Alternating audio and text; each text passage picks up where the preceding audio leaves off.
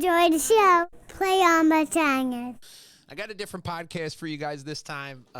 Instead of the Mattcast rants, we are sitting down with a very good friend of mine. His name is Vinnie Greene. He is an author, and he's also working on some projects with me here over at Perjangers and Wallhangers. He's a very accomplished writer. So without further ado, my friend, Mr. Vinnie Greene. Because I've been wanting to podcast with you for a while. You know, over in Ireland is where you hail from. So a different kind of Perjanger on the network to have a podcast with. So over in Ireland. What's that accent? Are you from Philly originally? I am. I grew up, as we hear my mascots in the background, Link Diablo and Romeo Marley. Yeah, I'm from Delco, which is a suburb right outside of Philadelphia. It's Delaware County, which is right in the Delaware Valley.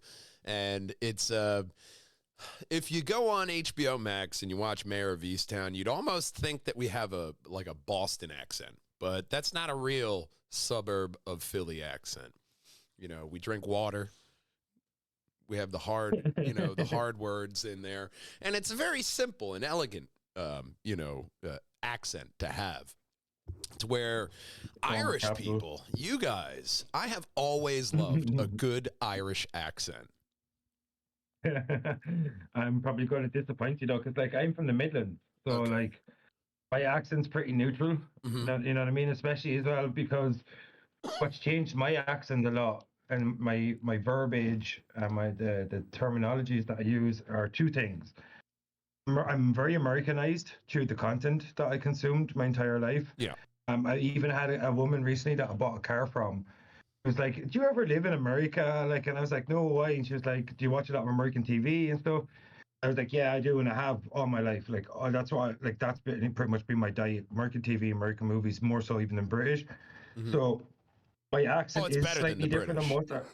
Oh my God! Oh yeah, so much better. So much better. So much fucking better.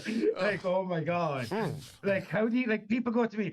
Oh, dude, have you seen this cool British show? And I'm like, yeah, well, bro, I just watched The Wire. So good luck. You know what I mean? It's like you're not going to impress me easily.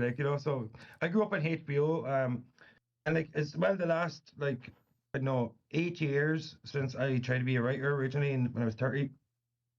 I've been watching so many more movies, reading so many more books, and because all my stories have been set in America, I have been literally just especially a lot of my verbiage has changed because of River Bones is set in 1870. The Lonely Lighthouse, my next book, is set in 1900s. Mm-hmm. The book I'm working on right now is set in 1953. Okay. So I'm constantly watching movies, period, appropriate movies, So 53, I noticed a lot of.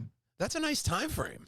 1953, especially if you're going pretty much through the big kind of moments, and if for fans, if you're unaware, 1900s, even with that, you're looking at Sherlock Holmes as kind of like a baseline for how it was, and even Sherlock Holmes, that was across the pond. That the American idiosms and little idiosyncrasies in our verbiage and all of the lexicon that we have over here has evolved separately from you guys. I mean, obviously there are some words, because I did live, my previous business partner was English. So he was I forget where, but his family, he was born over in England, lived in Italy, and I think out west in Illinois before moving around me. So his English accent was gone by the time that I met him. And that was the worst thing, to have a completely English person as your roommate, and you don't even get the English charm of his accent. But, that's where a lot of different words, a lot of my friends will call him mate. I picked up a lot of different words that way. I'll tell people, no worries. Certain things I improve your individualism, especially in writing, because even before any of the Tales of the Hunted stuff, I never really I didn't write, besides for something that I needed to do for high school or college. Writing really wasn't my thing. When I got into podcasting, I was all about not having a script and just going off the cuff and filling up time that way. Yeah, the savage. Cool, cool, cool. Did you say savage over there?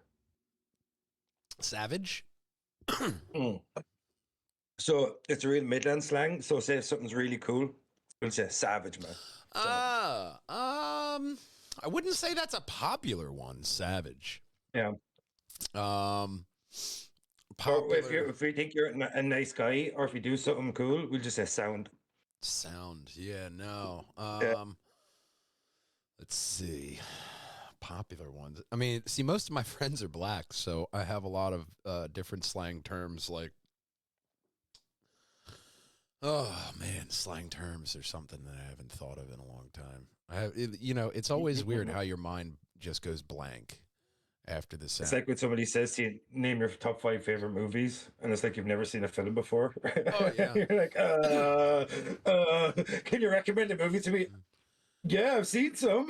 See, that's the thing though. That I always have the movies. That's something that you always think of a better movie after you're done. You're like, oh, I should have fucking seen this one though. Like Interstellar. You go with almost any Christopher Nolan movie and you're safe because he's one of those solid directors. But if you pick a J.J. Abrams, people are going to be listening very closely as to what title you say. And that's where directors, it's almost like religious with people who are fans of something like that, because you have like different people are, anything they put out, like Martin Scorsese, Mel Brooks. There's a documentary coming out with Mel Brooks, which I really fucking respect. And obviously anything Mel Brooks, you're almost gold. Spaceballs 2. People are going to flood the fucking theaters for it. But the documentary is the 99-year-old man. And I was like, I'm watching it just from the title. I love that. It's a play off of, his movie, but he was one of those legendary directors like Young Frankenstein I'd put on my top 5. Either Young Frankenstein or Blazing Saddles. I love Mel Brooks. Spaceballs is a movie that I could quote, me and my brother quote all the time, especially if you see, which is a good popular one that we can make real popular with this podcast.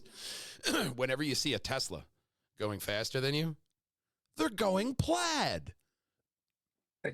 A nice little toss out there to the whole plaid cars, because those electric cars and everything are really wild.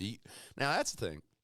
How many electric cars like Teslas and stuff do you see out and about in like your daily?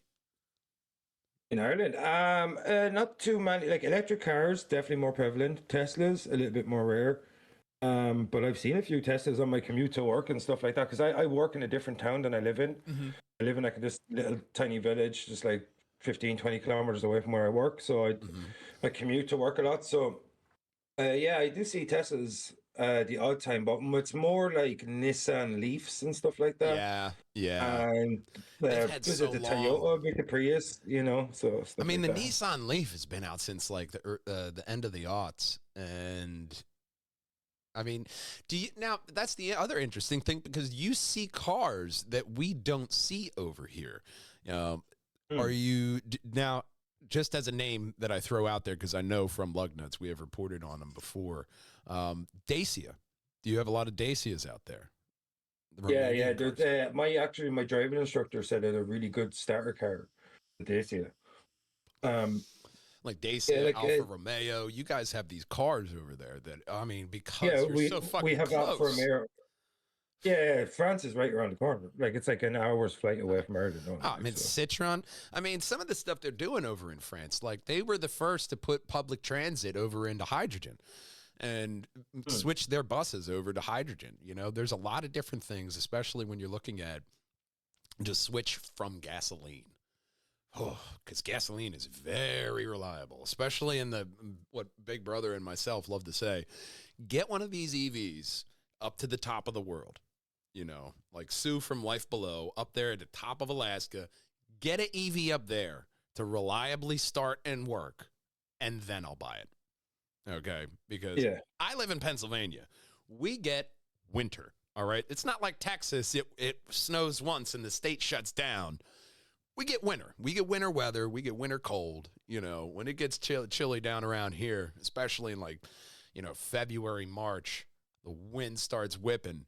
You really get the cold. That's the test of electric vehicles, I think. But just the difference in automotive is usually very easy. You guys drive on which side of the road? The left. Cheeky bastards. Gotta be fucking. Yeah, we're driving on the left. Yeah. Like, okay. Yeah. We drive on the left, and our driver's seat is on the right-hand side. That's also. And we've mostly manual transmissions as well.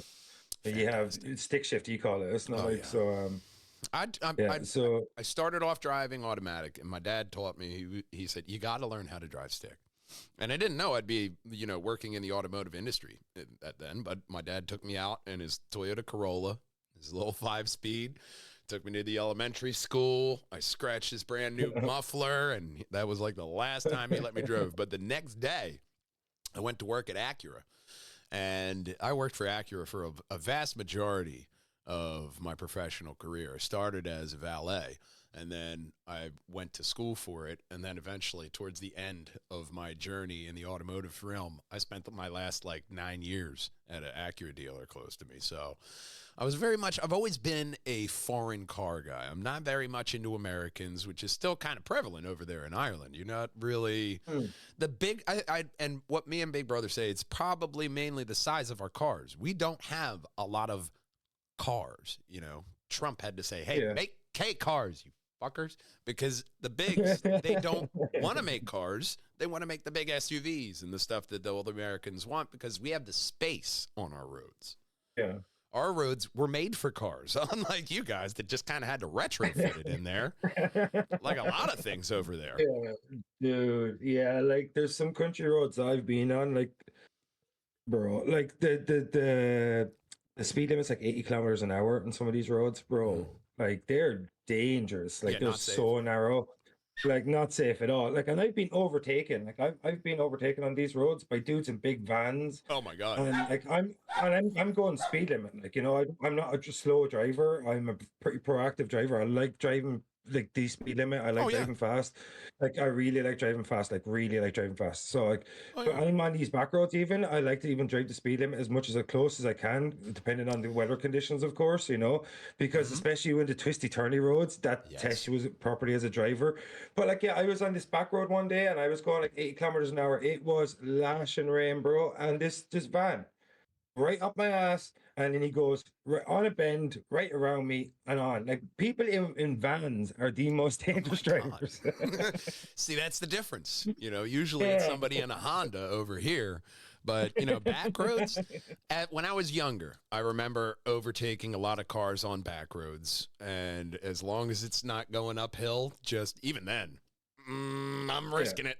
You know, but now that I'm an older man, I do kind of, and albeit I am still described from what my local police has described me as is, oh, you mean the guy who always drives like he has somewhere to be?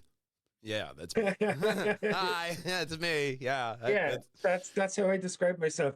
I drive like I'm being chased. Yeah, that's literally it, man. I mean, like I had a guy one day. I was driving like a Ford Focus, and the guy was like.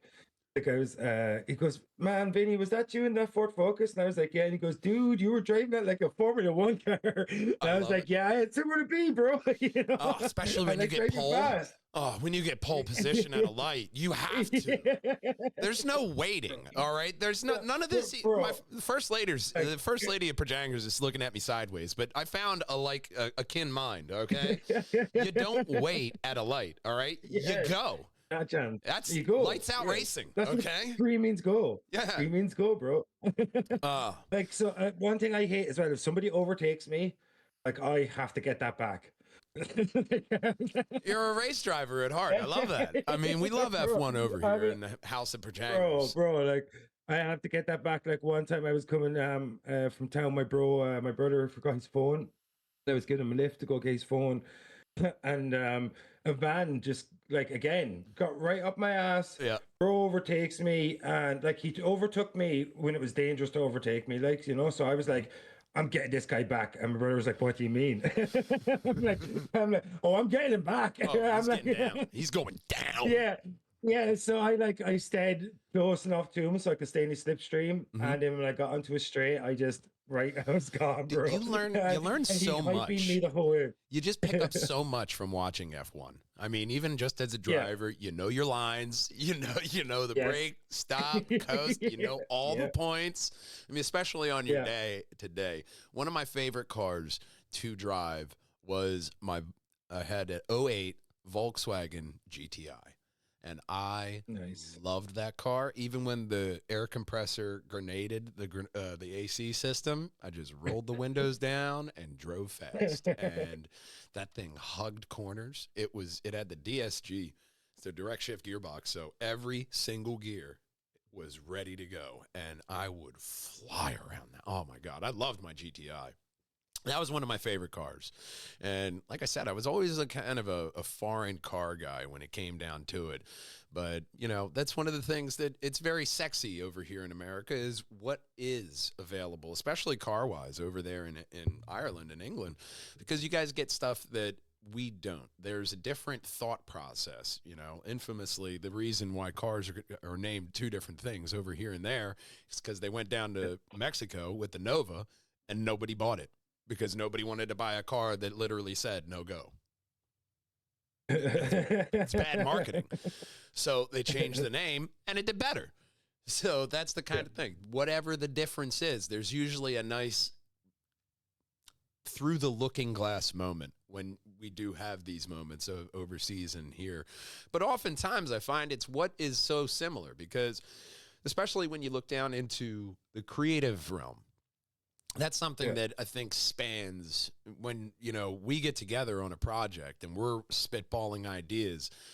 You could be my neighbor right next door.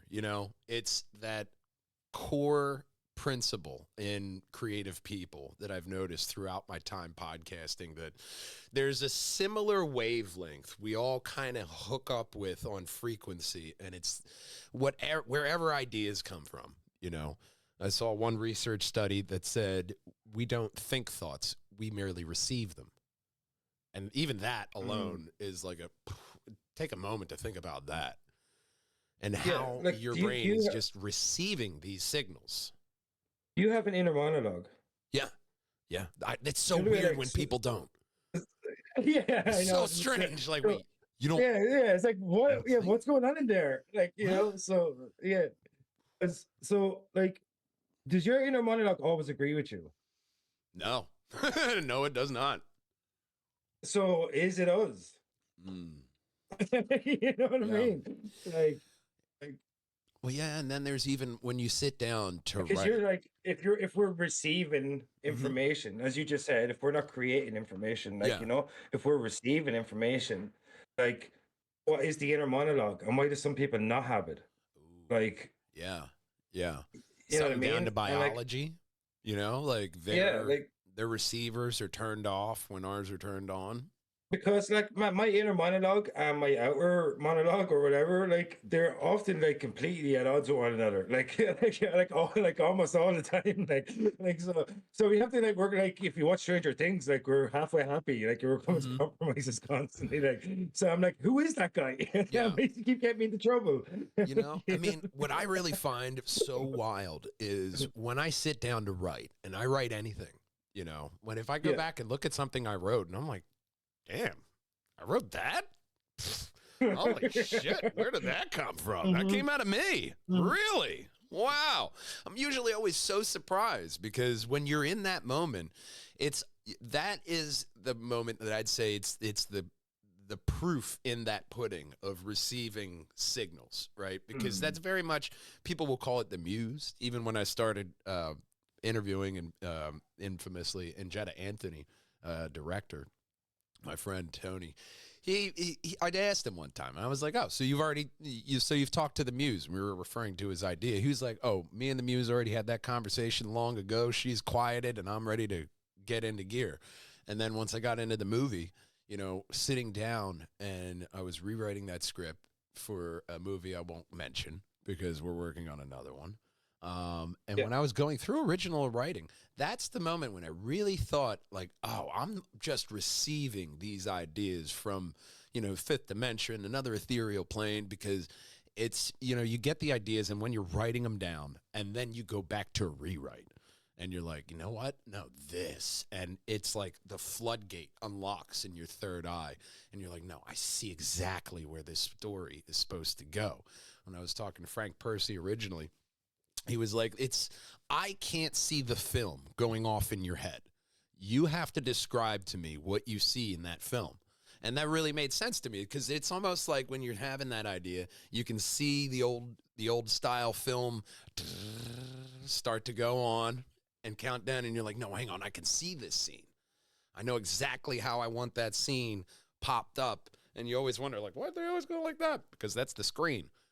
And you're like, oh, I get that. Once that curtain comes down, viewing any kind of media, whether it be, TV, film, comics, books, once I started writing and getting into production and, making content and stuff, that veil kind of went down.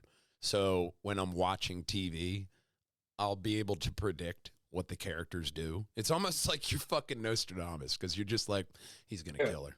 And you're like, what? How do you think they're going to kill her? Because that's what I would do. And then they kill her. And I'm like, see, told you.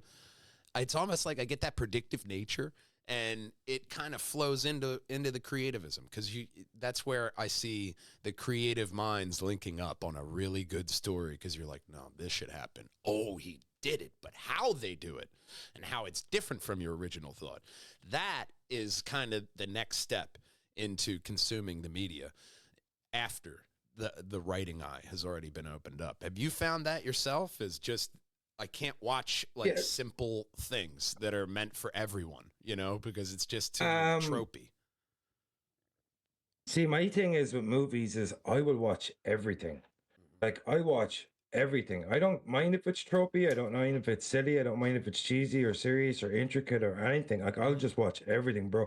Like, my mood, like, I always give the Netflix algorithm such a hard time. Like, even on my Spotify Wrapped, like, my brain is so, like, I don't know, I'm not, like, is it curiosity or something? Because, like, I 23 different genres on Spotify. Like, my algorithm on Netflix is having, like, a spasm, because, like, I'll watch a World War II documentary, then I'll watch, like, a kids movie, then I'll watch, like, I'll watch Interstellar or so, you know what I mean? Like, and, like, it's because my mood is, like, it's always shifting, but, like, sometimes I watch light stuff on Disney Plus or whatever, because I want to turn my brain off late at night, and I want to just look at bright colors. Like, sometimes I want to watch something that's thought provoking because I'm working on a project that's thought provoking. Sometimes I want to watch something that's introspective because, like, take for a perfect example, I was writing Lonely Lighthouse in the original draft. I had a real hard time writing it. Like, a really hard time. So I was like, well, I need to learn how to write introspectively. And how do I do that? So I watched the movie Her, like, with Joaquin Phoenix and Scarlett Johansson. Okay. And I was like, this gives me a real sense of what it's like to almost talk to nobody and be so introspective, but at the same time, like, you're trying to, like, you're yearning for connection. Yeah. And at the same time, you're this person that's afraid to, like, put yourself out there for a connection, but at the same time you're yearning for it. And that's kind of what Lonely Lighthouse is. It's a guy that he's pretty much he's on his own in this place, and he's yearning to be back in the world that's rejected him, and it's trying to him deal with his past demons and all this. So I just watched Her, and that was the jumping off point for Lonely Lighthouse. And it was like, I went through many drafts. It was a really tough ride, to be honest with you. It was something that was, I'm delighted I did it, because now I know I can write different ways. It was such a challenge, because it's pretty much, it's all first person. It's very introspective. It's isolationist horror. Compared to River of Bones. River of Bones is action adventure. There's a lot of, like, lore, a lot of monsters, a lot of set pieces, lots of dialogue. Whereas Lonely Lighthouse is almost all prose, because it's one guy on an island. So there is some dialogue in it, but, like, so it was a really tough challenge, and I'm delighted I did it. But, like, I'll write anything. Like the next thing I'm writing, We Are Many, it's maybe somewhat similar to River of Bones, because it's more actiony. It's I don't want to give away too many details because things will change, but it is more actiony. It's set in the Cold War era, is all I really say. And it's about, like, Nazis and stuff. So it's Oh, fun, like, fun. but Yeah. it's more actually, and yeah, like it's Nazis and the occult and stuff like that. So Oh yeah. That's something that's so true. it's It's classic when you go into there because especially when you give it some time in between the ideas, that's really where there was a point there, I think in like the early aughts where it was just like Nazis, zombies, Nazis, Nazis, zombies, zombies. Yeah. So it kind of gets overwhelming at that point when you're getting flooded with this media. Once the mainstream media figures out, hey, there is money in this idea, and they flood you with the content.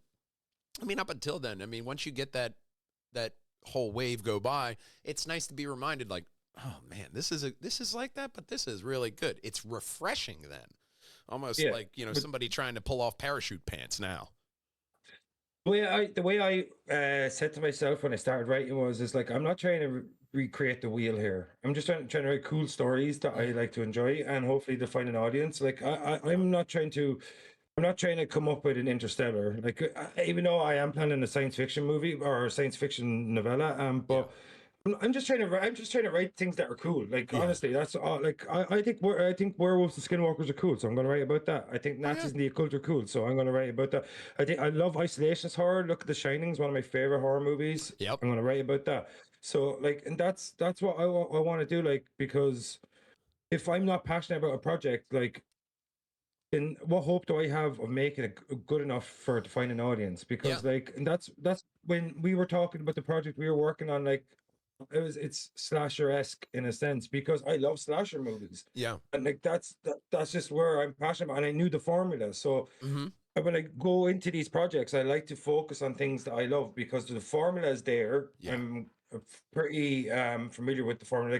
Like if you look at River of Bones, like I'll be the first to admit, Predator's all over that book. Like, I love Predator. I grew up watching Predator. And I wear my my inspirations on my sleeve. I like to say, because why would you hide the things that you love? Like when you read We Are Many, you're going to see The Thing all over it as well, because The Thing is my favorite movie of all time. So why wouldn't I incorporate the things that inspired me to create in the first place? When you read Lonely Lighthouse, you're probably going to say, "Oh, look, The Shining's there." Of course, The Shining's there. I love Kubrick's Shining. Like it's one of my favorite movies of all time. Like so. If my inspirations aren't in the things that I do, like why they inspire me to do in the first place? You know what I mean? So but and then but it's a great jumping off point as well, because like when I do announce my next projects, like they're all going to be so different from the things that inspired me, because like I'm planning all these crazy things. Like I'm planning a sci-fi story, and I'm planning a alternate future story. Like I've got all these things lined up that are going to be so different than the stuff that I started writing, but the stuff that I started writing is always going to be based on the things that inspired me to write in the first place. So like River Bones is going to have loads of Predator in it. It's going to have touches of Hellboy. It's going to have touches of The Revenant, because they're the things that I watched to prepare for writing that book. Like I read I Am Legend. I wrote Into the Heart of Darkness. I read all these things. I read this afterwards because I fell in love with Nathan American lore. Was S.E. Gwyn's. I'm always talking about this Empire of Summer Moon, but I read I'm trying to look at the books over here that I read, but I read all these books that inspired me because I love the writers. Like I read I Am Legend because I wanted to get better describing transformation scenes, and I thought Richard Matheson is a genius, and that's a very classic book. So I went back and I read that. I wanted to figure out how to describe scenery in a way that is vivid and living. So I went and I read In the Heart of Darkness because Joseph Conrad wrote a great book there, and like so.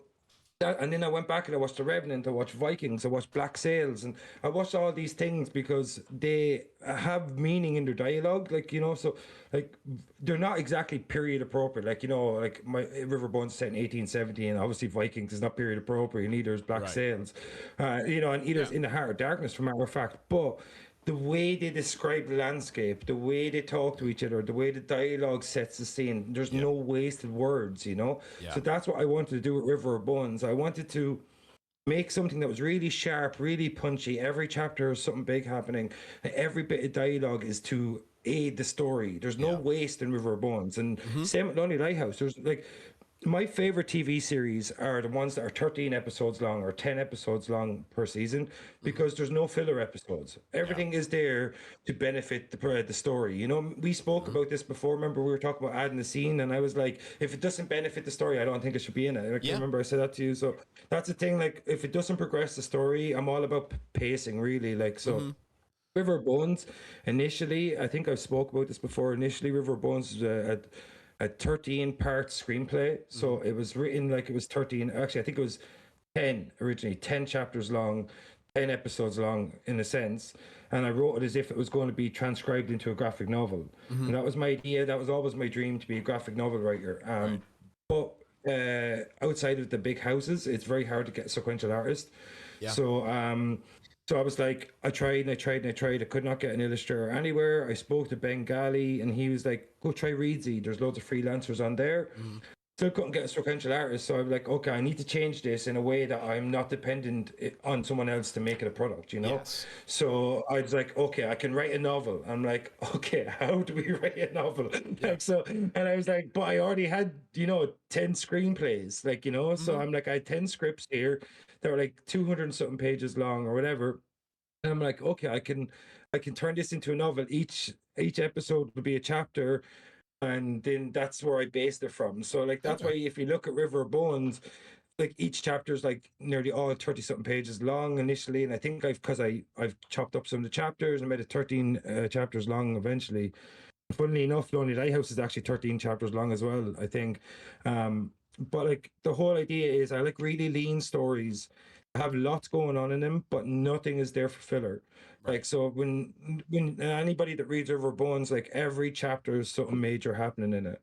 Because when you look at these TV shows like a Game of Thrones, Sopranos, whatever, the hallmark of TV, that nearly every episode has a big event in it, and it always keeps the story moving forward. And that's the way I write. Like, so even Lonely Lighthouse, even though it's very introverted and it's very isolated and it's very introspective, that there is usually something big happens per chapter that progresses the story. And that's the way I like to write. And even when the project that we're working on together, if you notice that nearly every act has a big event in it, because it just keeps the story going. You keep your audience engaged, and that's what I'm about, really. Like, as a writer, pacing. It's all about pacing. Yeah, I mean, the pacing of any project is always a nice fine-tuning point. As when you're creating, I think it's good to get the whole idea out there and then to really put the detail and the focus in on that. Because I remember that being one of my thoughts when I was going through that original script was every little bit of information I put in there has to be a reason for it. Everything that I write, if I write something up here about them setting down a hammer, that's because I want people to know that hammer is right there, because later on somebody's going to pick up that hammer and kill somebody with it. So that's kind of the thought process I put in there. Not necessarily like the first thought I had was Easter eggs. Like, oh, you got to have Easter eggs in there for people, but it's not necessarily the Easter eggs. It's putting in there the reason why they need to be paying attention to this or that and the third in the film. That's the things that I love. When I look back on even some of the best American directors, you look at Steven Spielberg, Quentin Tarantino. Those are two people who didn't go to film school before they started making a movie. They made a movie. To the point, when Steven Spielberg did go to film school, they used his movies as examples. So that's the kind of thing of like, okay, it's that level that we're in today's day and age that you don't necessarily need a degree. How hungry are you? Because with the internet, and especially now with AI, if you go to Grok, which doesn't lie to you, you can literally have a question and have it answered in outline format. So even going off of that, what can't you do? Well, you have your resources here, figure it out. One of the big things in podcasting, which I'm sure a lot of podcasters did, is how to figure out how to do any of this with microphones and the video, audio, editing. You went to YouTube. You found the free softwares. You use that. Yes. And that's how I found DaVinci Resolve. Like, oh my God, you're free and you have like 7 different programs. This is fantastic. I used to use DaVinci as well for video editing, and Well, I don't know if I still have the software. I used to use this.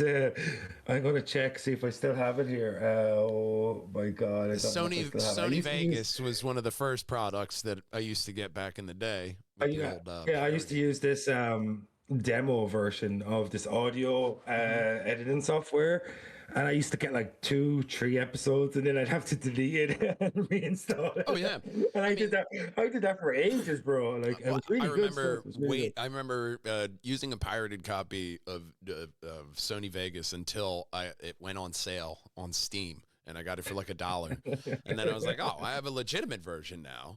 And I used Sony Vegas for a while, and then I went over to DaVinci Resolve because, especially when you keep updating your software, even on the free Yeah. level, and you keep adding stuff in there, that's enough to keep me there. You do what I need, and especially now because you have stuff like Canva out there for any kind of physical or digital media that you need, you can just create whatever you need. So it's whatever you want to do. All you need is a passion, and Yeah. that's where it comes from. Starting off this network and everything with the Perjangers and Wallhangers Media Network, it's a bunch of passionate people. It's essentially what a Perjanger is. It's a passionate nerd. It's a person or group who love or are infatuated with nerd and geek culture. So at the end of the day, what a Perjanger is 42, whatever you want it to be. What kind of a nerd are you? Because there's, F1 nerds. There are, book nerds, flower nerds, fucking spreadsheet nerds and all that. That's Mm. why sociology is a thing. But there's that thing of it, there's that passion that people have. And I think that's what they need to have because the AI and robots are coming for your jobs, and they're going to do it better than you. Doctors, lawyers, they don't think they're going to get replaced, but they will in time. Truck drivers, you're gone. Factory workers. My best friend used to work for Amazon until Bezos got some robots. Then his job was. So that's the reality that we're going into. And that's also one of the best parts of sci-fi. I was always a big Star Trek fan because you had that immediate access of every week getting a new episode as opposed to Star Wars, which still struggles, even with Disney money. But that's Yeah. mainly Disney's mucking about in the process. So, when you look at sci-fi, I think that's the fun part of writing because when you look at like what Gene Roddenberry did, they didn't think of social media and the internet, but they thought of the cell phone with a communicator because they already had that, thinking of things in that idea and how that has actually affected our reality because all these people were growing up watching Star Trek and Star Wars. So now they want C-3PO. They want warp technology, which they figured out how to do. So they figured this out. They figured out, okay, this is the roadmap of where we need to go to get here and how it's getting done. Then you look at guys like Elon and what hasn't he done? Because you got Grok right there for a solid AI.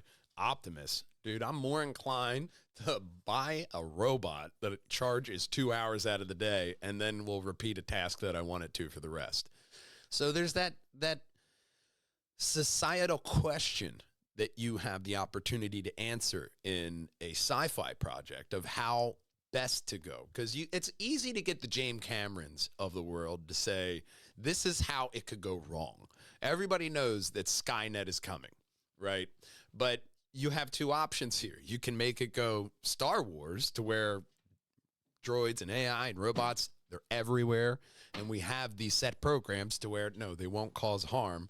And all these other separate side systems. So that's kind of the fun part. I remember typing into Grok for IRL PKK. I remember typing into Grok for that. Would there be a need for highways? Like, would highways still exist in a world where we have flying cars? To where if there are flying skyways, would we need the highways? And then it broke down in outline format why. And one of the big points was the infrastructure will need it because the trucks and supply shipments are still going to be delivered via robots and drones. They drive on the highways. And you also have that as a safety net for any kind of, malfunction issues and whatever is making the flying car fly. a nice safety crash area too. So it was like, no, you would still need this. So that's how the infrastructure is still there for roads and, you know, walkways and stuff like that, because you're still going to need to access and maintain how you get your shipments and supplies. So that's kind of the fun part of then building off of that. Like, okay, how does this go and this work? And that's kind of the fun that I try to take when I'm doing anything writing in sci-fi. Have you, since you have gone into the past, have you thought about going deeper in the past? Because I know you're a conspiracy guy like me. I want to figure out how to do this project right, but I always thought it is just glaring out there easily for somebody to do of something set in around 10,000 BCE of the old world collapsing due to a global flood, like the Younger Dryas, and then having to restart, because we see all these flood myths, and it's usually 7 guys or 1 guy was saved, goes around the world, teaches people agriculture, math, architecture, engineering, and then says, later, I got to go teach other people. And then we have that myth all around the world. It's just something, it's like glaringly right there, very easily, and nobody's touching this giant Easter egg because there's so much we don't know. And that's the writers, that's our realm of unknown. Mm-hmm. So do you have that itch of like going back that far? Dude, I'd write anything. Like, honestly, like, I will write anything. Like, I'll work on any kind of project, past, present, future. I don't mind. Like as I alluded to earlier, I would just want to write different things. I want to work on all different types of projects. I want to work on different, like eras, whatever. So, like, anything, really, like, I would work on anything. And if, like, I have this obsession with the past. I'm a big history buff. I love reading about ancient Greece, ancient Egypt, ancient Rome. Oh, me too. But something that I really love is the idea that in our past that there was advanced ancient civilizations that have been wiped out, and we will never know about them, or we like Atlantis is obviously, everybody talks about Atlantis, Lemuria, more recently Tartaria, stuff like that. But Atlantis is something that I'm fascinated by because of the Rishad structure. Yes. In the Sahara Desert. Yeah, I think it's Morocco, where they found ancient DNA. Near Mauritania, I think. Where the Egyptians came from is that same country where the Rickard structure is. So they found DNA genetics of, no, you just kind of kept following the Green Sahara until you hit the Nile and said, oh, this is fine. And then they built their society there. So especially even in Africa, just the history right there. If you look at Plato's accounts that he seemingly adopted from Solon, I spoke a little, I think I spoke about this on the previous podcast before, that the geographical and the geographical descriptions that he used and the way he describes the topography also matches up to the Rishad structure in terms of its compatibility to be in Atlantis. So, and that looks like, if you look at it, it looks like it was absolutely wiped out by a massive tsunami of some sort because of the way it is, and it looks like water went in and it receded back out towards the ocean and it's like it's very hard to go there as well. So like I think where it's situated, the way the geographical anomalies that has, the likeness that has, like the fact that Atlantis seemingly disappeared, what to say, in one great night of misfortune, I think is the way Plato describes it, or something like that. So I think Atlantis, or something similar to Atlantis, definitely. Like I was a big proponent for a long time of the ancient aliens thing. Like, and maybe that occurred because if you look at the Anunnaki and the ancient Sumerians and their knowledge of the solar system, unless they themselves had advanced technology, they themselves then also had to get some sort of information from an outward source. So if the ancient Sumerians weren't contacted by more advanced civilizations, then who gave them the knowledge at the head of the solar systems? And not only that, like they talk about Ceres and stuff that's like we didn't know about in modern times. And I think it's the Dogon as well in Africa. They're an ancient tribe that has a really vast knowledge of the solar systems. And then if you look dude, look at the Book of Enoch. The book of Enoch, Yeah, exactly. in the Bible alone, the angels came down and mated with females. Like, that's not alien insemination right there. Yeah. You Exactly. know But the what I thing mean? is, The Greeks, the what if gods, and what did they do? Zeus what if they were would turn just- himself into a swan and have another kid, and then you'd have a plethora of demigods, mixture of humans and the gods. the thing is, if you look at World War II specifically, right, the thing called cargo cults, where uncontacted tribes saw planes and stuff like that, and they started worshiping them like their deities. So, what if they didn't come from the heavens per se, but what if they were just civilizations that already had flight? Yeah. You know what I mean? Like, so if you like Native Americans talk about the Thunderbird, like it's this massive metallic thing that used to soar across the sky. And people would point and go, how can you have advanced civilizations and have hunter-gatherers at the same time? Well, we have that today. It's like it's not uncommon for different civilizations to evolve at completely different rates in different ways. Because case in point with that, Göbekli Tepe. What they're finding there, especially with the stuff that they found a theater at Göbekli Tepe this past year. Benches and all, with faces carved into the walls. So the T-pillars are around the circle, and they know at the top of the T-pillar, there's a groove. So they know that all these structures had roofs. You entered in from the roof in there, and it's very much, when you look at even other places in Turkey now, they are set up the same way. You have house on house on house, and you go from place to place. You have the theater that you walk into.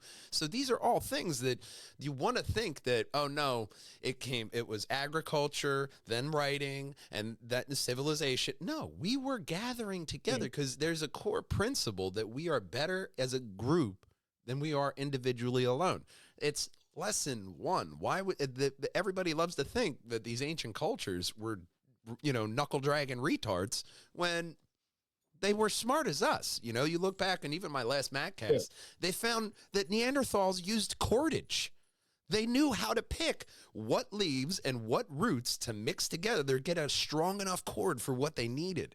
And that species was around for 300,000 years before it integrated with us. There's so much we don't know that I think archaeologists need to keep, not that they don't, but they need to keep that kind of whole, this is how it happens, here, because Göbekli Tepe just punched a bunch of holes in that.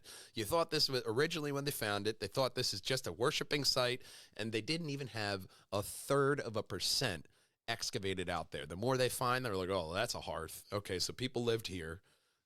That's a theater. So, okay, this is a whole community. All right, so communities and civilization, you can't just say that Uruk was the cradle of civilization and where it started, because even when you look at Dr. Irving Finkel, who's a linguist, it started off with pictures. Everywhere you go, it starts off with a more pictographic language, then going into an advanced system. So even if we're looking at the advanced civilization washing out, going into, why wouldn't they teach you at least pictures? Hey, this is a flower. This is water. You'll have certain symbols that are equating out to certain meanings. So that's just how human beings work. You don't understand? I'll draw a picture of what I want you to do. Oh, I get it. So pictures. There's different things in symbology and all this stuff that we're finding as we keep digging. And that's what I think we won't really have an answer to that, but as they keep going, like they just found one of the links between Neanderthals and Homo erectus. They just found one of the in-betweens. They're like, there it is, first kind of proof.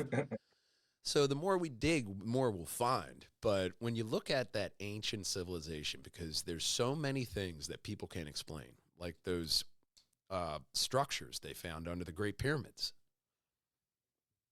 Labyrinth. Giant shafts with the spirals. The labyrinth was a whole other thing, man. They know where that is. It's just below the water table, and they're like, there's probably nothing left. But when you look at Pliny the Elder, he said the labyrinth makes everything else, the Greeks, the Egyptian pyramids, pales in comparison. That was underground. You think that they just, they didn't do any of that anywhere else? And then you look at human beings, we build on top of each other. just like Rome. Keep going down in the basement. You'll find you can go back through every history of Rome in some of these houses. We build on top of each other. So why wouldn't they build on top of something for their pyramids? Even if Khufu did it. They have the laborers, even at the top of the pyramid, Khufu's gang, ancient Egyptian like graffiti. Like, all right, he built it. But what did you build it on? There are historically, if you go to anywhere in your town and there's a church, I bet you it was always a church. If it's not a Ben & Jerry's or a Baskin Robbins now, it's probably still a church. So these things, we keep going back to these same places. Well, if you look at the Great Pyramids of Giza, right? So if the Egyptians did build them, and who am I to say that they didn't? But if they did build them, then okay, why did they get progressively worse as they progressed through history instead of getting progressively better? Because like if one thing we know as a species, that once we master a technology, we get progressively better. Yeah, always.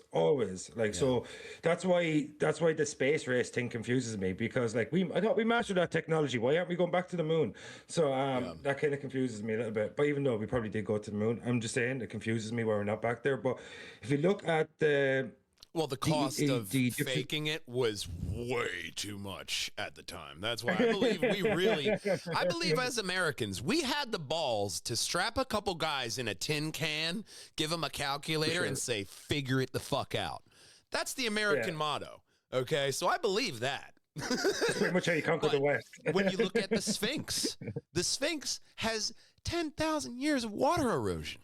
That has not happened in that section of the world in a very long time. So is it more believable that something else was there, like maybe a lion-headed structure from ancient animal worship, and then it got buried like everything in the Sahara? It gets buried.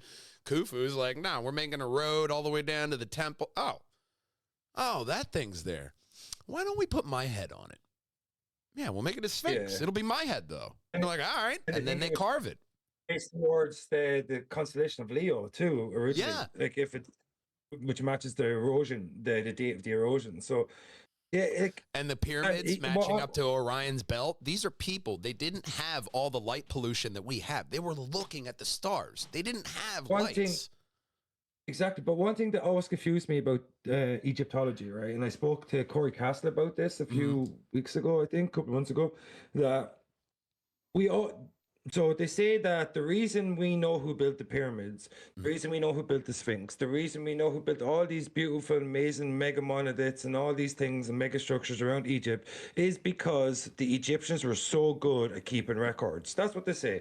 They said they have everything dated, they have everything, like, you know what I mean? So when I go, well, if they're so good at keeping records. And they recorded everything, I will say that. But if you look back, and this was when I started looking into Egyptology, the professor on the lecture that I was listening to said, in ancient Egypt, they never lost a battle. They only progressively won battles closer and closer to home. So they did record things, but were they accurate?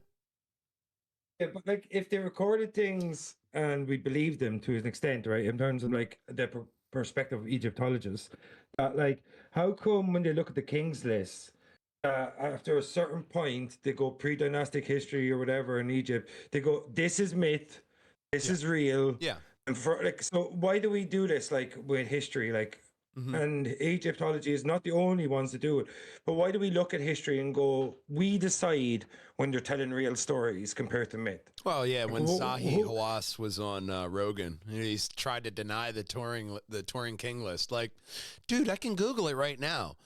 Yeah, thousands of years. Okay, exactly. Like, so what? Like, so if we're to believe them to a point, is like, are we only going to believe them to suit our own narratives, or are we actually going to go, these are record keepers, they're keeping records of something extraordinary here, let's try figure out what it is? And then like, I honestly don't believe that the pyramids were built by the people that we think they were built by. I think they're much older. I honestly believe that they've never found, they can't say that they're a tomb. They've never found a sarcophagus in any of them. Yeah. In any of them. Any of them. Not one, not a single one. And So, any of the like, pyramids, there are no reliefs on the walls. Every other tomb they found, like in the Valley of the Kings, they all have, this is what I did. These are my accomplishments. Cartouches, is that what they're called? Yeah, they all have cartouches inside, besides the pyramids. That's where it's all mapped up to stars. It's more believable. Bro, if you are a king and you're going to bury with your treasures, the quickest way to get robbed is have a giant monument. Yeah, like nobody's going to look in there. And the only reason, and this is another fact to it, the only reason we know, quote unquote, know what pyramid is to which king is because in ancient times, there was a man who went around to each pyramid and he put, this is this king, this is this pharaoh, this is this pharaoh's, this is this pharaoh's. These guys made it. They were paid in bread and alcohol. It was written on the outside. That's how we know, because somebody went back. Now that guy, how did he get that information? Did he go spelunking in there? But they attribute the Sphinx to being like what, 2,000 or 3,000 years old, and then they attribute it to people like on the dream stele. I think it's a kufra that says that he actually records the fact that he had a dream that if he unburies, I think it was Kufr that said it, or I'm not sure, but he said that if he unburies the Sphinx, he'll become pharaoh.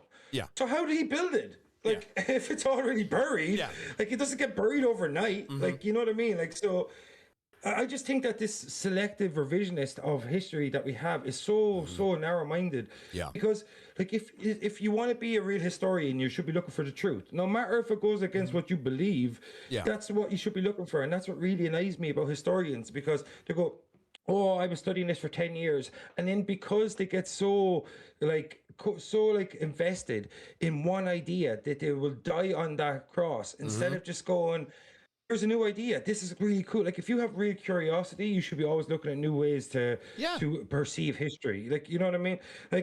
So I don't understand where people just go, oh, look, no, this definitely is. How can you say this is definitely anything? You were not back there. We don't have enough written records. We don't have enough historical accounts. All we can say is that there's so many things that counteract the arguments that are mainstream. Because you can't say a guy built it if he's saying if I dig it out, I'll become pharaoh. You can't say he built it. You can't say another guy built it if he's saying that, oh, I'm doing restorations on it, because then why would he be restoring it if he was the guy that built it? Because he wouldn't need to restore it yet. You know what I mean? So there's so many inconsistencies in the mainstream version of Egyptology that just baffles my mind, that they go, no, this is fact, and they're so certain of it. Like, how can you be so certain when so many things are inconsistent? Like, and the fact that you can be so certain, it's just like, if you can be so certain when things are so inconsistent, then you're not an open-minded person. It means that you've decided the narrative that you have is the correct narrative, and no matter what evidence you're going to get proposed to you, that you're never going to change your story now because you're so invested in that story. And that's just bullshit to me, like, you know? Well, that reminds me of one of my favorite quotes, and it was from my favorite show in this fucking world, Doctor Who. One of my favorite doctors, Peter Capaldi, when he was saying the send-off to Clara, and he told her the story as he's playing his guitar about Clara's, the girl he can't remember. And she goes, oh, did that story really happen? And he says, every story ever told has happened. Stories are where memories go when we forget. So, and that kind of speaks to human, who we are, because we are a culture of storytellers. We love to tell stories. You think of just even imparting your life to your children and what you have done. You become the storyteller. It's even when, First Lady and I take the daughter out and we go somewhere, I sound like an old man because I'm just regaling of tales from my past. These are things that have really happened, which will now live on. Your funny stories live on through your kids. Because I remember thousands of funny stories with my parents, right? You go based off of that. And then before written language, We were an oral tradition culture. We passed knowledge through these stories. So, you know, like Enki and Elil and Gilgamesh, there was a King Gilgamesh. They have, yep, King Gilgamesh. Check. They know. You know, even, Hammurabi, Solomon, all these names. These were real people in history. And we have to remember that a man is a man. He will always have this logical mind, you know, whether it was aliens that unlocked it in us in a very old, elden time, where this is where the brain switch happened in, Homo erectus, because aliens tinkered around and then they hung out. You know, aliens are another thing that I don't think you can really deny that they're real. When even the government said, yeah, the UAPs are real. We don't know what these are. Commander Fravor, he is in the Air Force. This is a decorated officer saying, I don't know what that is, but it went from 60,000 feet to 6, stopped, and then booked it to our point, our meeting place. Like he's saying, F you, I know what you're doing. These things are out there, man. And it's the famous quote I love to say is, if they meant harm, we would have already been dead. Yeah. You don't get these tales of them going over and stopping a Russian missile launch, or when they shoot missiles at these things, they just turn them off. You know what I mean? Like, that's cute. No, just turn it off. Do you think they're definitely aliens, or do you think there's that other hypothesis that they're us from the future, and they're somehow controlling the timeline or something? Like, and that's why they keep being interventionists around big events. Well, that's nuclear the thing. launches. Why would aliens care that much? You know what I mean? I mean, you're this. But they created us. Yeah, well, all right. I could see that. Advanced species, you create them, just make sure they don't blow each other up. Once we split the atom, that's when the alien sightings started skipping up. And now in today's day and age, you can only say you're crazy so long. You know, there are some stories out there of aliens coming down, talking to entire villages. And the entire village has the same story. You can't tell me that's fake. You know what I mean? And then people who save aliens getting cancer. You know, there's those scientific reasons, like, hey, this guy's a non-smoker. There's no reason he should have this ailment besides this story that now checks out. You know, there's a lot of stuff like that. And then you look at Dr. Stephen Greer. If you haven't seen Unacknowledged, that one, oh my God, there's a special or movie, documentary, and a book. The book is fucking crazy. Apparently, we unlocked gravity drive technology back in like the 50s. We unlocked it. So some of those UFOs are us. Like Betty and Barney Hill, the infamous first UFO couple, according to, I think, somebody who's in Greer's book, that was us.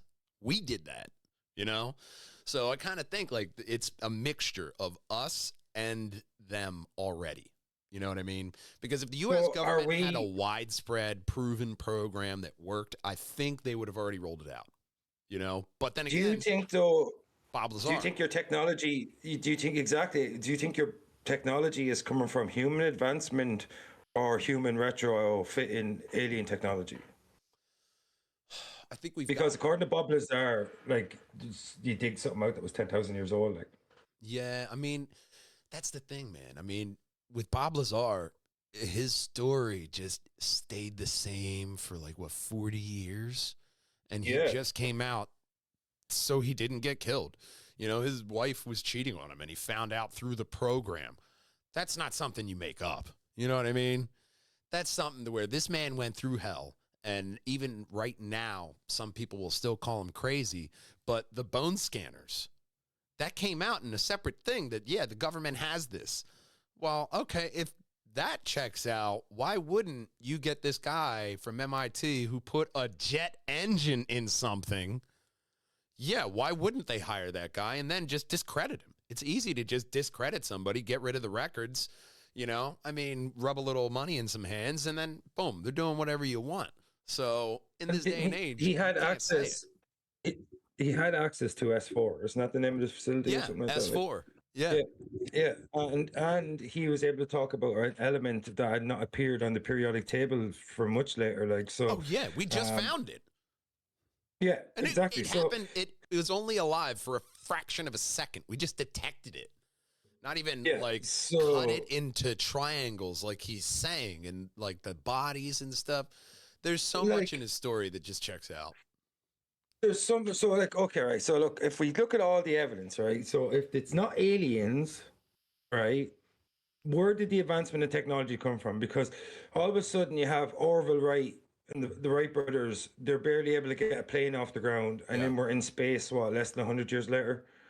Yeah. So, like, where does the advancement in technology come from? Like, where does it come from? So, if it's not something that we discovered Yeah. ourselves, that means it's something that we discovered that didn't belong to us. And was it aliens or was there an advanced ancient civilization? Bob Lazar speaks about one craft is up to 10,000 years old. One craft, I think he said, was more modern in Yeah. terms of its discovery. So, like, why would he come out with this story if he didn't see something? Because not like he's Right. profited from it. His life's been a shit show ever Oh, since. yeah. Like, I they mean, brought up his. well, They brought up that's the his thing. wife's infidelities and the fact that he was a pimp and all this thing. Yeah, Like when- all of the things he's ever done. Yeah, when you look at it, when the man's story has not changed, that is usually Yeah. the truth. The story hasn't changed Yeah. because when you lie, you don't remember it. You're constantly making up Inconsistency. another lie, and then somebody catches you, and then you're like, I got to make up something real quick. So that's why the liar doesn't ever remember. It's not the truth. When you remember Because, the truth. You will eventually remember what you had for breakfast yesterday if you think about it. Exactly. And the thing is, well, if you lie over a long period of time because of the thing they talk about, the super ego, the brain will constantly reinforce your position as the victim. So your lie will become more and more biased towards yourself. Well, his lies, but his story has remained unchanged Yeah. for, like you say, 4 decades.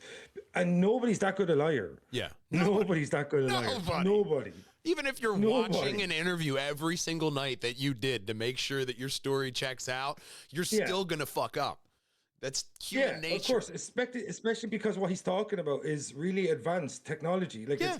it's like, and nobody could come out there and say like all his stuff is bullshit. Yeah. Because it's not. And how many more times do we have to have his story be like retroactively proven true by all these different things that he spoke about that end up becoming known facts? Yeah. Like people always say conspiracy theory is only conspiracy until it becomes a fact. And like that is the thing, like that happens so often now, and people like still go, ha ha ha, look at these theories, conspiracies, blah blah blah. How many times do they have to be proven right? Even Alex Jones was proven right on lots of stuff he was talking about. I mean, Like, and besides that guy- one thing, but you know, other of times course, he was of right. course. I mean, they were turning the frogs gay. Of course. They were turning frogs gay. Who would have thought that? Yeah, they're I turning. know, If you would have come told on. me back, Yeah. go back, time travel to yourself in 2005. Say the Yeah. government's Turning turning the frogs frogs gay, gay. Joe Rogan.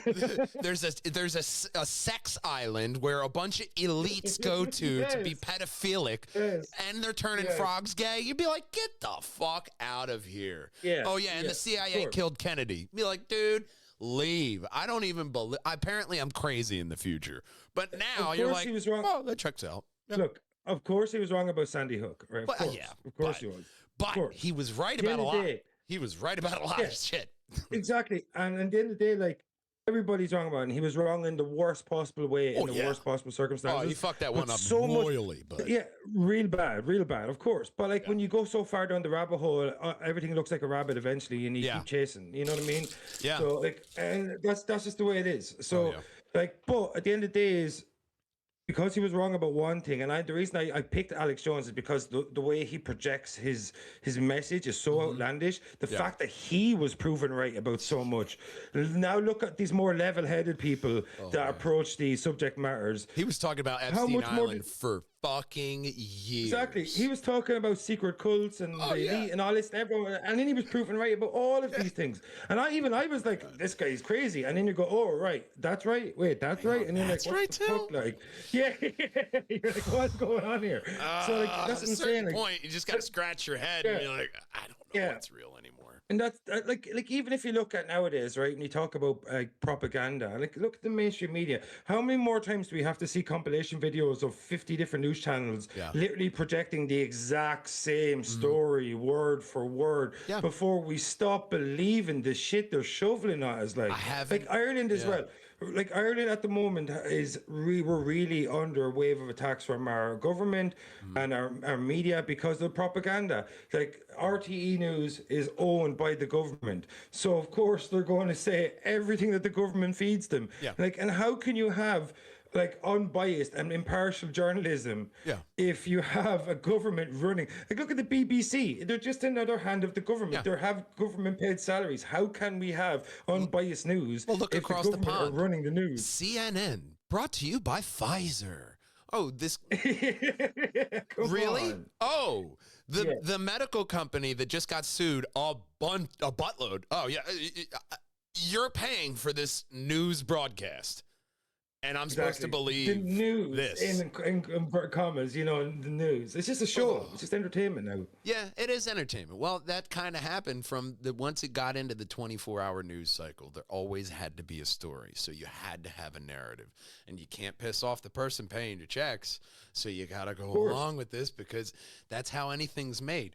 And then people say, well, how can you have these conspiracies? Somebody would tell. Really? Because I worked in the automotive industry. You want to tell me that people can't keep their mouth shut? I will show you a bunch of fucking people who can keep their goddamn mouth shut right over there.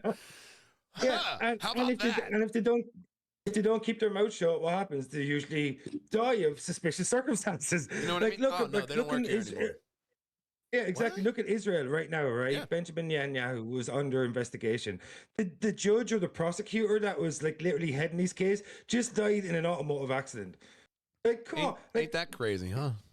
Ain't that crazy? Like, what a coinkydink. Like, you know what I mean? How many times do people have to fall out windows in Russia? Like, how many times do people like accidentally get like contaminated with like with radioactivity?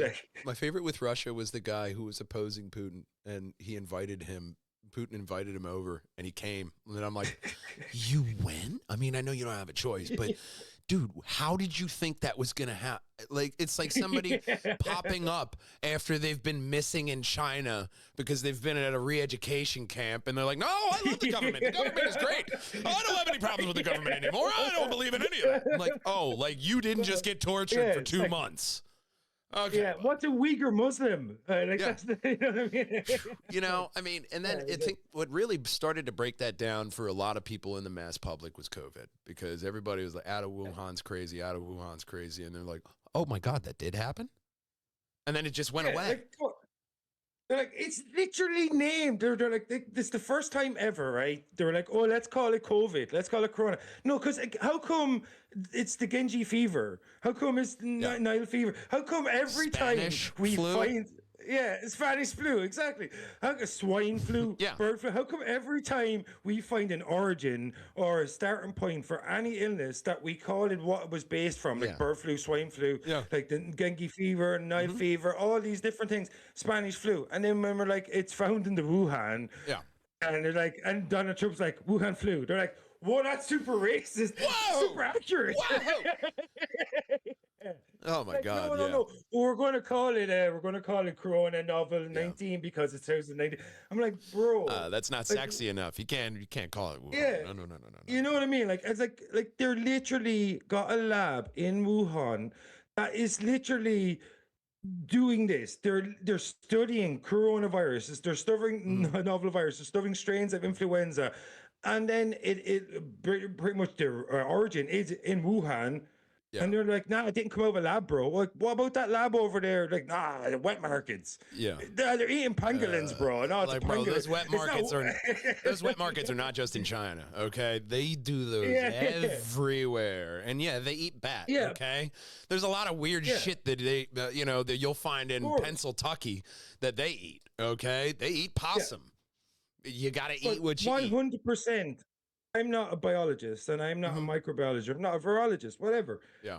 But if you look at the evidence, it seems to me, maybe or maybe not, allegedly, Yeah. that the coronavirus may have been a designed strain of influenza Yeah. that may or not have been in a lab that Oh, was yeah. studying these things Oh, in yeah. Wuhan. The place that the coronavirus originated from may or may not have occurred in that same lab. That's all I'm saying. But it could have been a pangolin. Could have been a pangolin. And it's not you even know? like, oh, well, if we admitted that, we'd need somebody to, pay for this or be at fault. Dude, look at the housing crisis of 2008. Nobody went to jail for that. Of course. Where are the repercussions from that?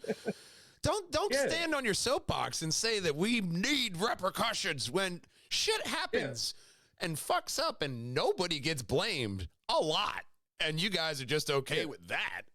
I mean, Exactly. we're just not going to talk about that. Oh, okay.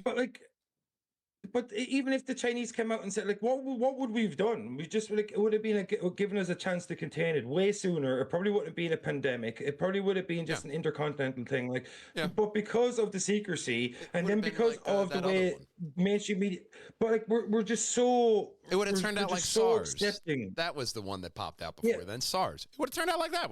We shut off the border and we're like, no, you can't come over here sick. And that it didn't come over. It was very isolated, and we took care of it. So there was a lot. The thing is, like, we're just so willing to accept not just the main narrative now, just the least offensive narrative. So what we perceive to be the least offensive narrative. Yeah. Like if we were willing to say straight away that this is a designed strain of virus, that's why it's so novel. That's why we're not able to deal with it, and we're able to go, okay, it came from this lab.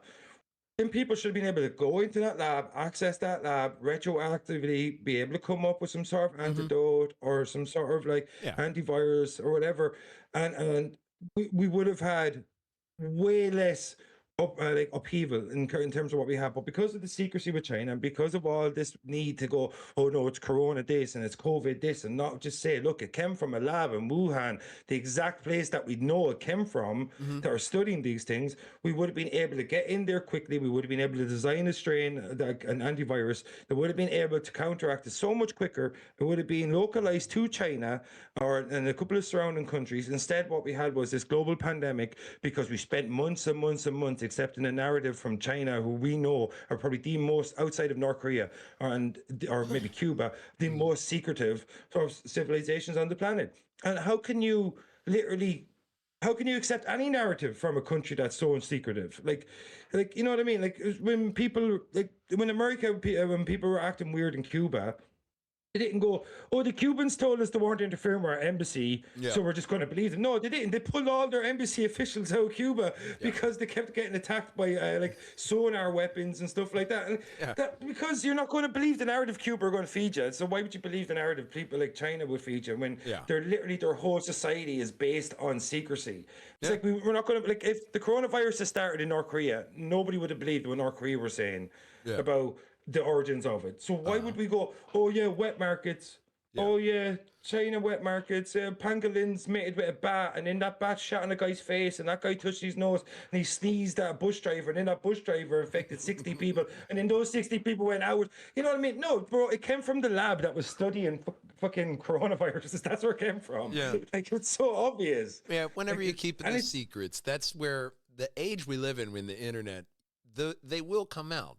And how people keep a cap on it is very interesting, because you have to have a narrative now. You have to have if you're, some kind of news point to go to. And that's why I like podcasting like this, because you get that long format. You can sit down and listen to the person's opinions about things and the different information that's out there, especially when you look at, whether you're looking at aliens or ancient past and even technology that's out there than being developed now. There's a bunch of that stuff that's out there that's fascinating that you could focus on more rather than, who's going out with who in Hollywood, that kind of thing, to where I'm more inclined to hop on YouTube and watch a how-to video or a documentary rather than, pop on the news. because I'll find out more information off of listening to a podcast, especially because there's certain ones out there like Crystal Sager that take things from both sides of the standpoint. If you do want to see something, listen to something political, there's a Republican, there's a Democrat. Okay, they go through it. There are places out there, especially on the internet, where if you are looking for a nonpartisan, a biased, an actual biased opinion on things, you can find it. There is that podcast. There's that show, that video on YouTube that you can go to and find. So it's a lot more easily attainable to find the information. It's just looking is what people need to do. If you aren't, if you have your blinders on, you're not going to notice what's to your left and your right.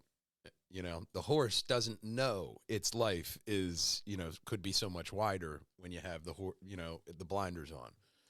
So that's where you're going to have the sheeple and the people that just want to march about their day. They're already dead inside. They don't have a passion.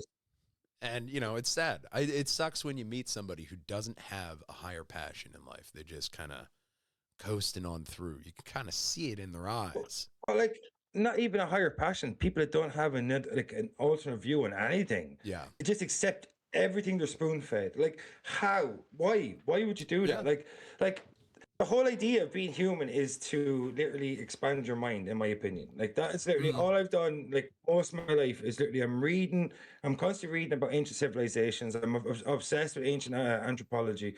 I'm always reading about that stuff, but I'm also like looking at science fiction and looking at stuff about space and cosmology and astrophysics and all these different things, because there's so much to experience. There's so much, and at the same time, I don't mind delving into what we just spoke about, like about the Wuhan and coronavirus and stuff like that, because that's happening here and now, and that's affecting us now.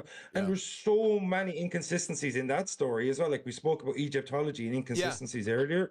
That like I can't accept anything that has inconsistencies in it. And there's no truth that's the real truth, because we're never going to get the real version of the truth, because whoever's telling you the truth is going to curate the truth to better suit their version of the story. And that's just the way lots of human beings are. So like, it's like that stand-up comedian said, like, you think your government doesn't lie to you. He goes, well, I'm a parent and I've got one kid, and I lie to him all the fucking time. Like, you know what I mean? Like, you know what I mean? So like, it's not that the government are parents, like, and they're going to lie to us all the fucking time, bro. Well, I think it's also account to human memory, because most people don't understand how memory works. You think, oh, I got a memory like a steel trap. It's like a pictographic memory. I remember everything. You remember the last time you remembered that thing. So if, let's say, you're at the pub and you embellish a story, you remember the embellishment. You forget the original story. Chinese whispers. Exactly. And that's how we get Whisper Down the Lane. It's that our memory is so spotty at best. That's where when you look at even like court of law, it's so hard to prove something. So that's why it's not what you know, it's what you can prove. And that's what you find with a lot of people who are naysayers in like archaeology. Well, where's the proof? Here's the thing. Wood does not hold up. Unless it's in a bog somewhere completely sealed off from oxygen, that thing is deteriorating. And wood is probably one of the first things that we learn to alter. You're going to start on a hard ass stone? Well, okay, so you can get fire. But what else are you doing with that wood? Now you automatically have a torch, and you can look for berries and wild refuge by where you're sleeping at night, and now you're getting more nutrients. So there's simple answers. If you look at things logically, you're usually not that far off. If you're looking at the evidence, looking at, okay, well, if I'm a human being, what would I do? Okay, well, I would want not just to be, okay, maybe I am an isolationist. I'm an introvert, so I'm going to be mainly by myself. But if I want berries and they have berries and I have a bunch of meat and they don't have any meat, we're going to be trading. And then we're going to be friends, because now we're interdependent on each other. And that's how, we got to globalization. But you have to look at that, especially with, okay, there can be two people that have the same idea, like step pyramids. Convergent evolution. You're recreating a hill, a mountain, something that your ancestors would have automatically idealized, especially with Göbekli Tepe. They're thinking that they went from the caves and they needed to recreate the cave. So they started creating their own caves where the game went. And that's where you have the Tas Tepler sites of Karahan Tepe, Göbekli Tepe.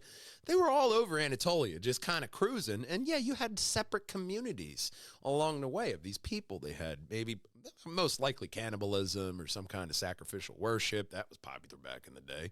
But that's no different than doxing somebody today. You know what I mean? There's a different form of sacrificial lambs today. And that's where the term came from that's where you have to understand human nature, and our need for explaining things to where, the mythology, so a lot of it's probably made up. That's because we're very creative beings. We will connect the dots ourselves. But what's the truth underlying in that? Just like Egypt, to where they have only won progressive battles closer and closer to home. You look at the Hittites or one of their other enemies, and look at their history, and they'll be like, oh, no, we whooped their ass over here, because Egypt was always getting conquered. They were the France of their day, But the Old Kingdom was the last of the true Egyptian kings, because when you get to Cleopatra, she was Greco-Roman. Yes.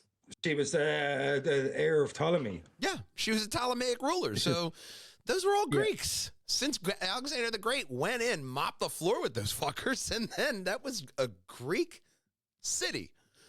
They just kept culture to what they were used to, and they ruled like they did anything else. That was the thing of the Greeks and the Romans, is they would let you practice your religion. I don't care, as long as you pay me my goddamn taxes. Just like the border taxes. That's not a new thing. Rome had a border tax for everything that came into their empire. All these things are recycled ideas. I think the Persians did the same thing as well. They allowed people to practice their religions as long as they pretty much you paid your tax, and that's a great way to subjugate people, And then moving it into the forefront of today. Look at F1. Not new technology.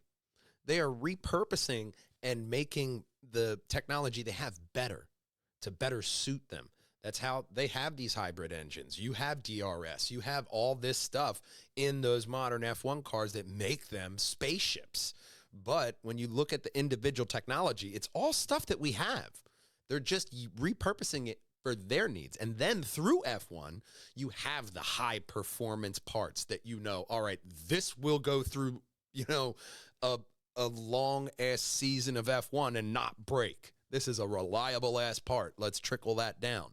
That trickle down theory is still there, to where even with the modern regulations of capping off how much money you can use, wink, wink, but there's still stuff that trickles down into the rest of the technology we get. And like everything else, it's usually a 10-year trickle down from Mercedes to the common car.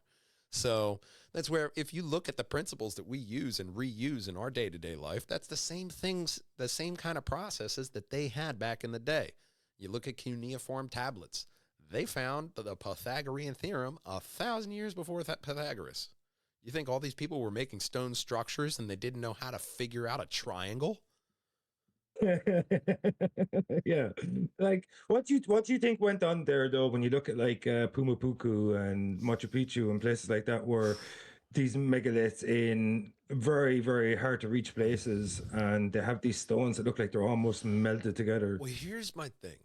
Like, if you look at, there's different forms of welding, like even when I was learning auto body, there's friction welding, right?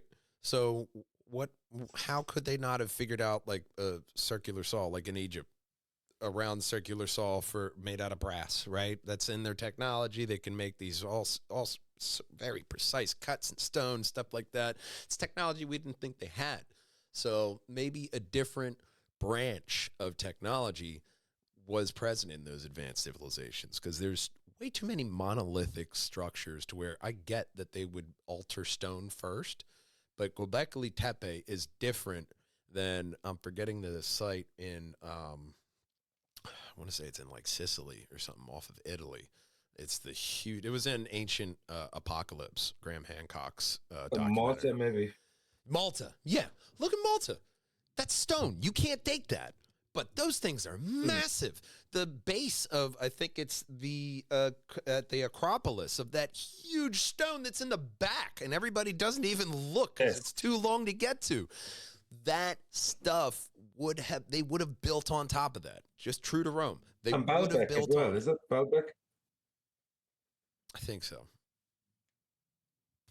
But like, the thing is, right, there's one thing about being able to maneuver these huge pieces of stone, and that is fascinating. How did they do that? Because it's such an arduous task. Yeah. But the impressive thing that I always love is the perfect symmetry in some of these Egyptian statues. And like, you're not going to do that with a chisel, bro. I don't care. I don't care how good your chiseling is. Yeah. I don't care if you're the top chiseler. I don't care if you came from 12 generations of chiselers and you are the Lionel Messi of chiselers and you happen to be a chiseling prodigy and you are surrounded by the best chiselers in the history of chiseling. You're never going to get that kind of symmetry with a copper chiseler, bro. I don't care. I think it's the impressive like marble structures and the different stone structures from like the Renaissance that really made people convinced that there's a different kind of knowledge with stone, I think, in the day. Because I think with the stone, being able to really work with that would have been kind of a skilled trade, you know, of, oh, no, my uncle works with stone. I know him. Like it would be your uncle's a plumber. Well, my uncle, actually, he knows how to do all that stone work. He's part of the Masons or whatever they had. There would have been that knowledge that was passed down. And you know what? We mainly use wood and, you know, we have rocks for foundation now. You know, that evolving of it now, maybe like one of the wilder ones that I've heard is maybe they went with more of like a crystal technology and sound amplification. Because if you look at Nikola Tesla, he said, if you understand frequency, you'll understand the universe. So there is something with sound, you know, not to go all Terrence Howard, but I mean, there is something with frequency, just like people. When we're on the same frequency, we both are on that same wavelength. Wavelengths are, I think, a little bit more tied into us in sound and vibration and frequency and stuff. We're starting to learn a lot more about that. Maybe we already had the knowledge. Some of those step pyramids in Mexico, I want to say, they have specific things that, like, in certain areas, if you stand in front of, if you make certain sounds into them, they vibrate, and is it the shit? I can't remember. It's not something of the sun or something. I can't remember the actual name of it. Yeah, know that one. Do you know the one I'm talking about? The one where it's really weird because if you look at the outlay of the site above, it looks like a motherboard in a computer. Yeah. Which is really, really weird. There's stuff like that, but then you also have sites like Gudon Padang. It's where it may take back to like 20,000 years ago. How are you guys going to explain that? Because at that point, Sunderland was a very poppin' place, and that area would have been crawling with people. And Angkor Wat, that was completely covered by the jungle, and look at that. Yeah. That's huge. Well, look at the Amazon rainforest. When you look at the rainforest now, we were there. It's a bunch of stuff that the Amazon culture, they were already cultivating. They pissed off, and it kept growing. Now we have a rainforest. When you look at forestation, that is where humans have been. Don't they talk about some of the vegetation that's in the rainforest? Looks like that the rainforest was actually the vegetation shouldn't grow in terms of the amount of what's the word I'm looking for? The nutrients in the soil. No, I think it's like the amount of certain types of vegetation looked like that the vegetation was actually put there for agricultural purposes originally. And then they look at the soil and they find the terra preta, the real nutrient soil that these cultures still know how to make. Yes. Like on a level that we're still trying to figure out how to put nitrogen back in the soil. And these guys are like, no, if you look at the conquistadors, there are stories of places like El Dorado, and if you look at Percy Fawcett and talk about the lost city of Zed, and these stories, I think they're real accounts. Yeah, and it's like what we did talk about a lot on the JRE, where they're probably got exposed to smallpox, flu, like different things, and then they got wiped out. Or disease will do that to you. Disease will wipe out your civilization quick. super quick, especially if you've got no antibiotics and Oh, if yeah. you've got no knowledge of the You're done. disease whatsoever.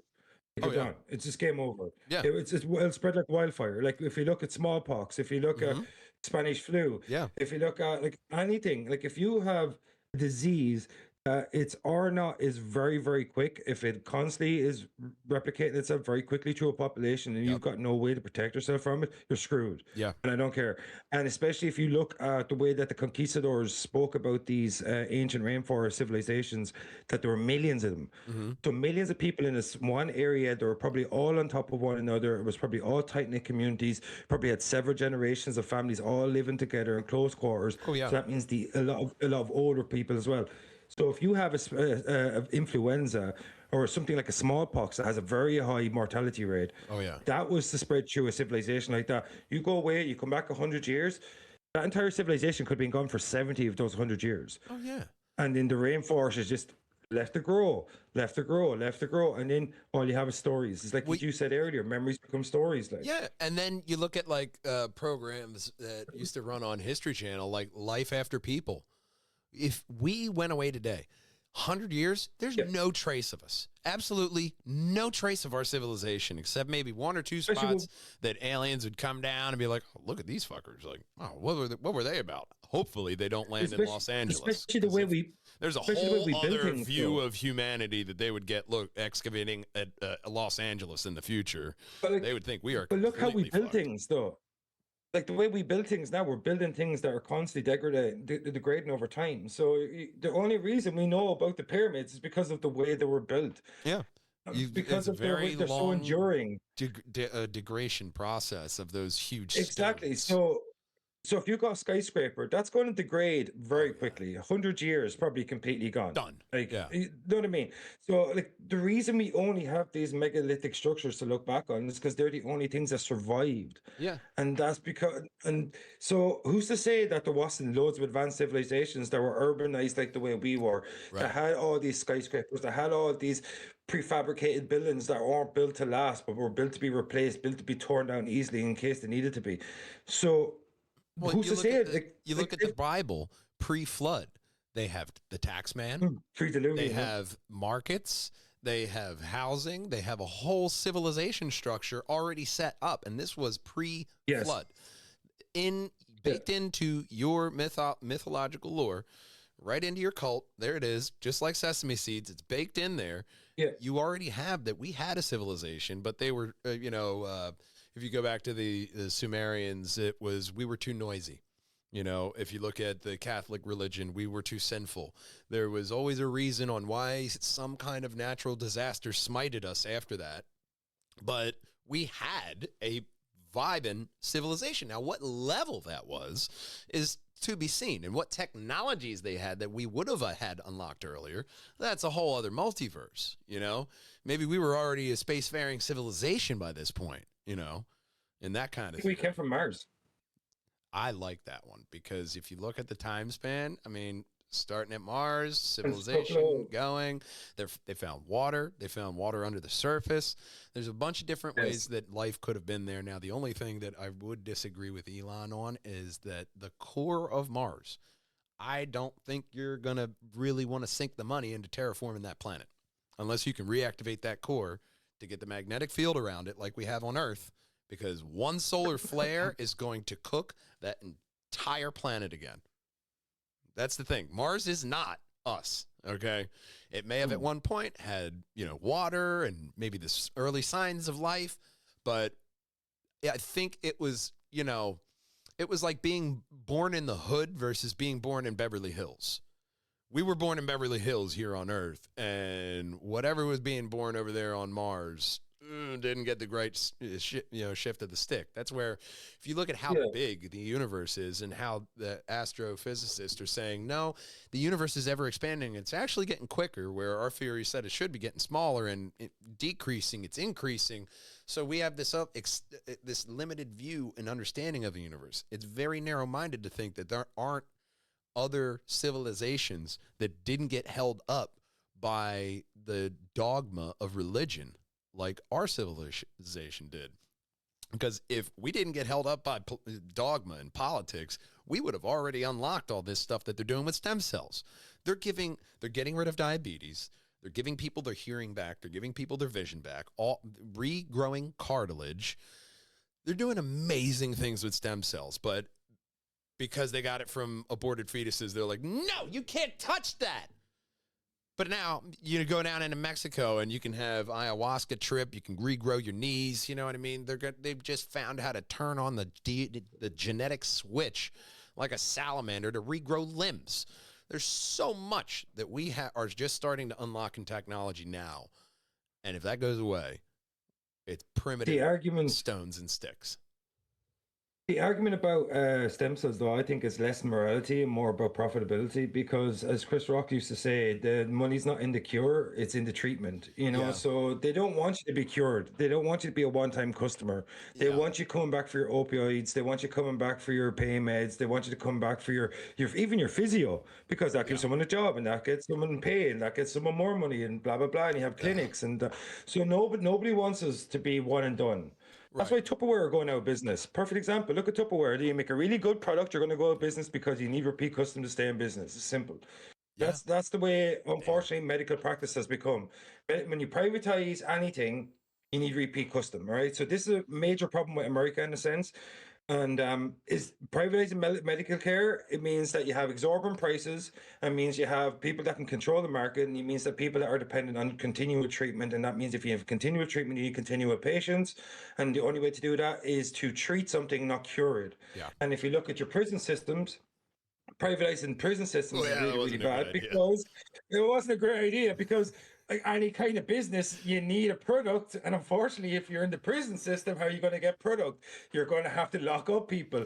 So in a sense, it's slavery by another name. So, and that's why you start locking up people for possession of marijuana, and people that are, you go, okay, so if crack rock is pretty much more prevalent in one neighborhood in terms of society, how it affects, we'll have mandatory minimums for crack rock, but we'll have a very lesser sentence for powder cocaine. And the reason you have that is because certain groups are more likely to smoke crack rock than they are powder.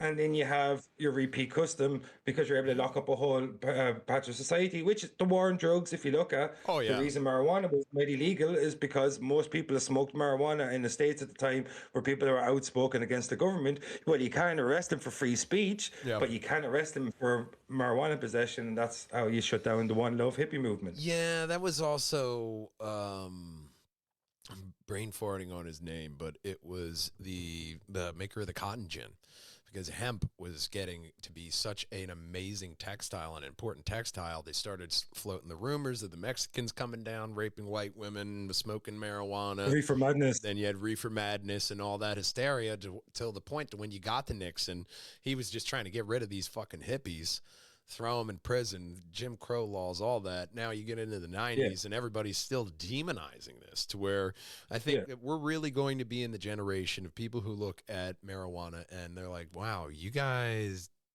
are scared about that?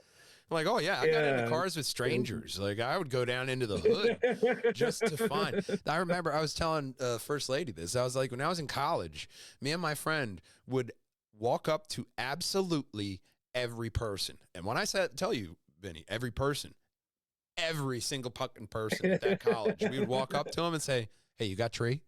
It didn't matter if they were a teacher, a security guard, another student.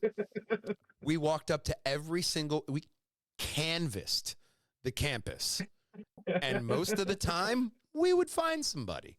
But that's the thing, is that you would go places to find this. That's the thing about, if you make a rule against something, it doesn't matter. If that person wants to do it, they're going to find a way to do it.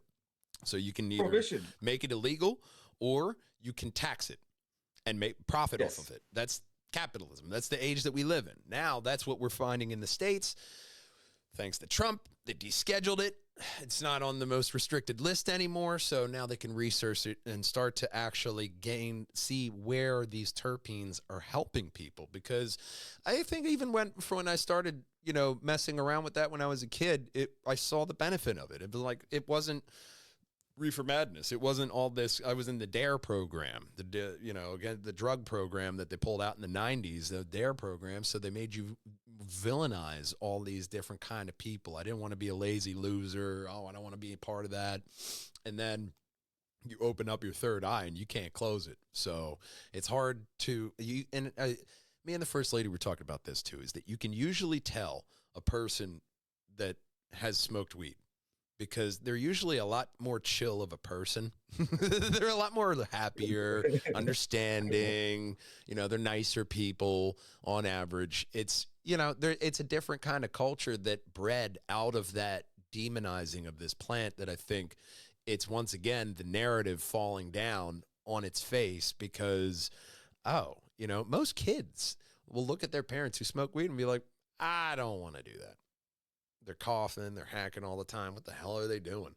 You look at that and you'll form your own opinions. Now, if it's something that where, this is something that actually helps me. I can eat after chemo because I smoked this. Absolutely. This helps me with my anxiety. It helps me with my pain. It helps me, it helps people with PTSD. There's so many different things that this little plant can do when you start to break it down and look at it.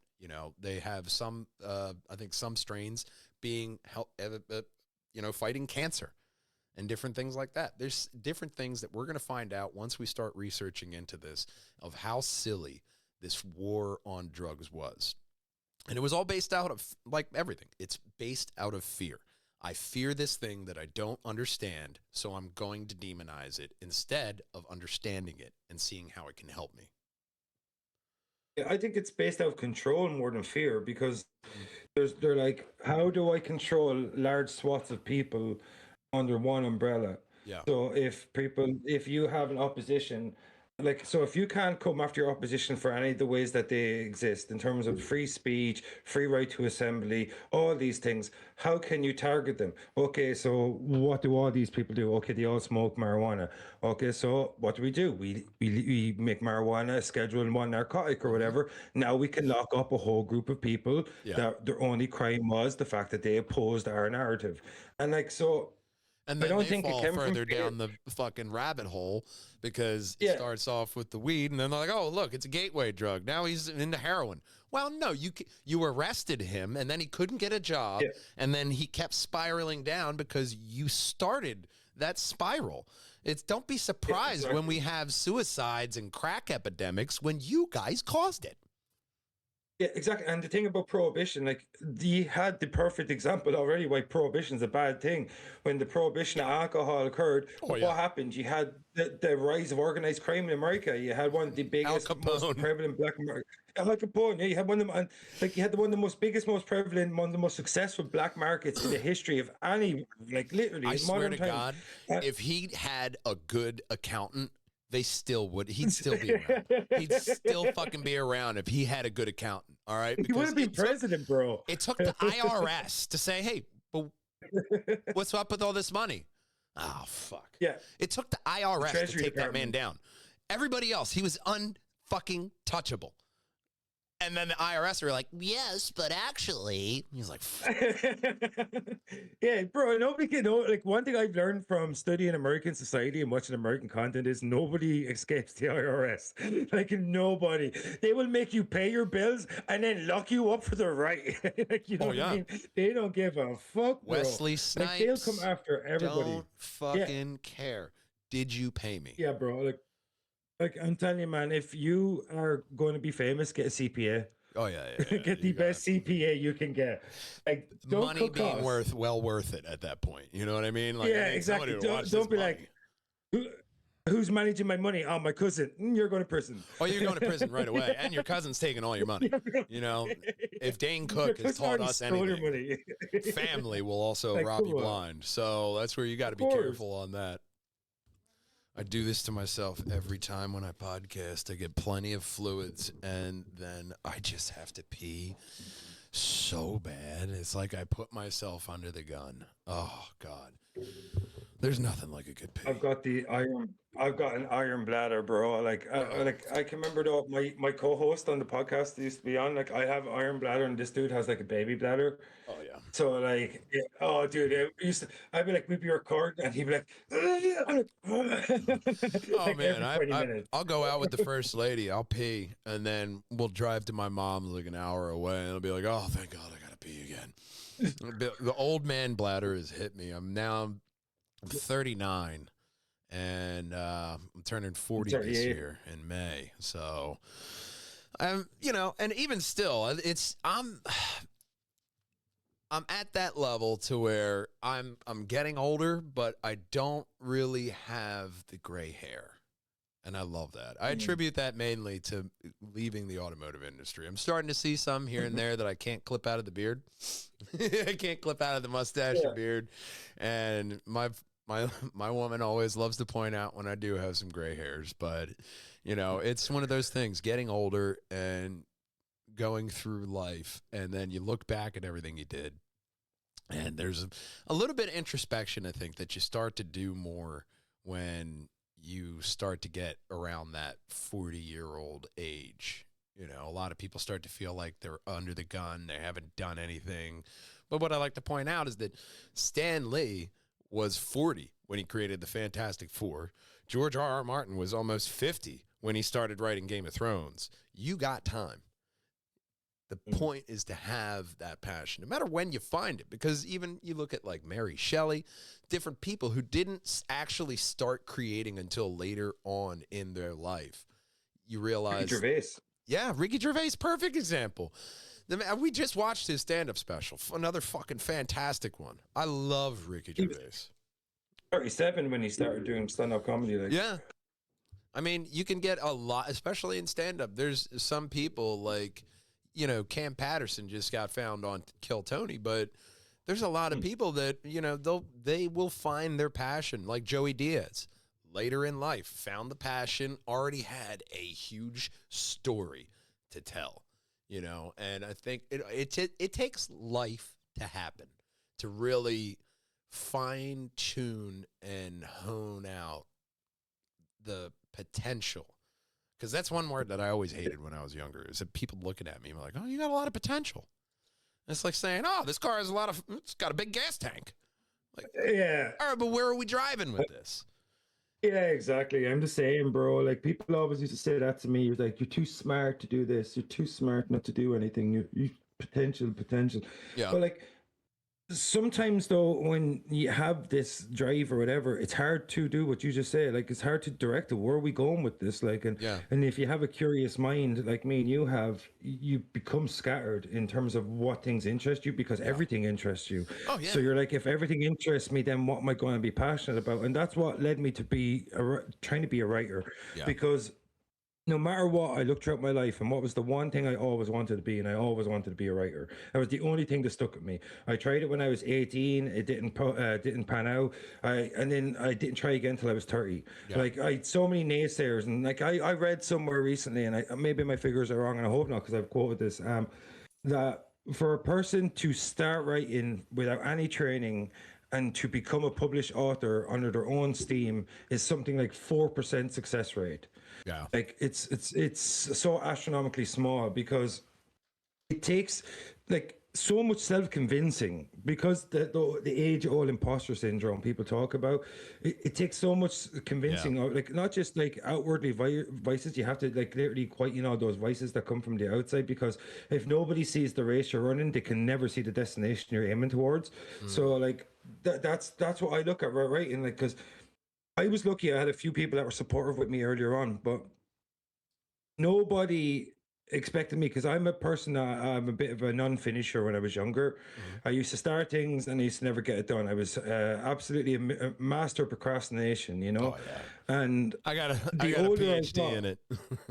Yeah, you know what I mean? It's like, I'll tell you more. Like, I'm a bit procrastinator. I'll tell you more about that later. But it's one of those things where, like, I always felt like I had some sort of intelligence in me that I could direct it at something, but I never knew where to direct it. And writing, when I looked at it, when I came to a pivotal moment in my life, when I was 30, I was unemployed, And I said, what do I want to do? And I seen this interview with David Walliams, and he said, become a writer, the only thing that limits you is your own imagination. Yeah. And I was like, I've got a big imagination. I always wanted to be a writer. Maybe now is my time to try it, like, you know? And then I spoke to my partner at the time, who's now my ex. I said, look, I kind of want to try be a writer. I want to try take a stab at this. And she goes, why don't you? And that's the only thing she said to me. Why don't you? Yeah. I was like, well, why don't I? Like, you know, and I tried and then I started getting into it. And I'm like, whoa, this shit is tough. Yeah. It's a certain point when you have to come to the realization of why not me?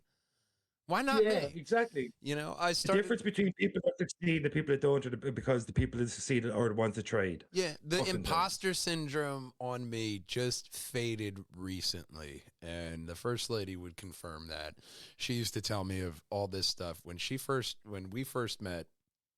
She would always tell me, she was like, "No, you have such potential in this, and I can see you going for it. I can see everybody knowing your name." And you know, we cut to now. Director, documentaries on the way, stuff like that.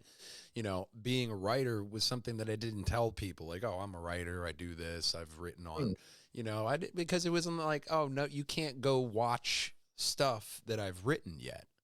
And I felt like that didn't make me a writer, which is the wrong way. You know, the first thing I really wrote was a animated web series called Tales of the Morgue, Unfortunate Deaths in Unfortunate Ways. And I storyboarded the first episode. I wrote, directed, and storyboarded the second episode, Until Death. And I'll never forget this because I wrote the script, and it was later on when we were still waiting. We were still waiting on the animation to come through, and he got Stefan Johnson to actually come and do the voiceovers for the show.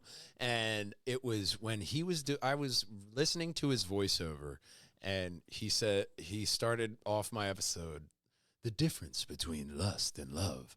And after I got done, I teared up a good bit.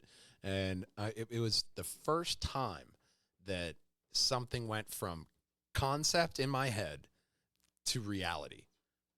And that was the world breaking moment of, oh, I can actually create something that wasn't there before.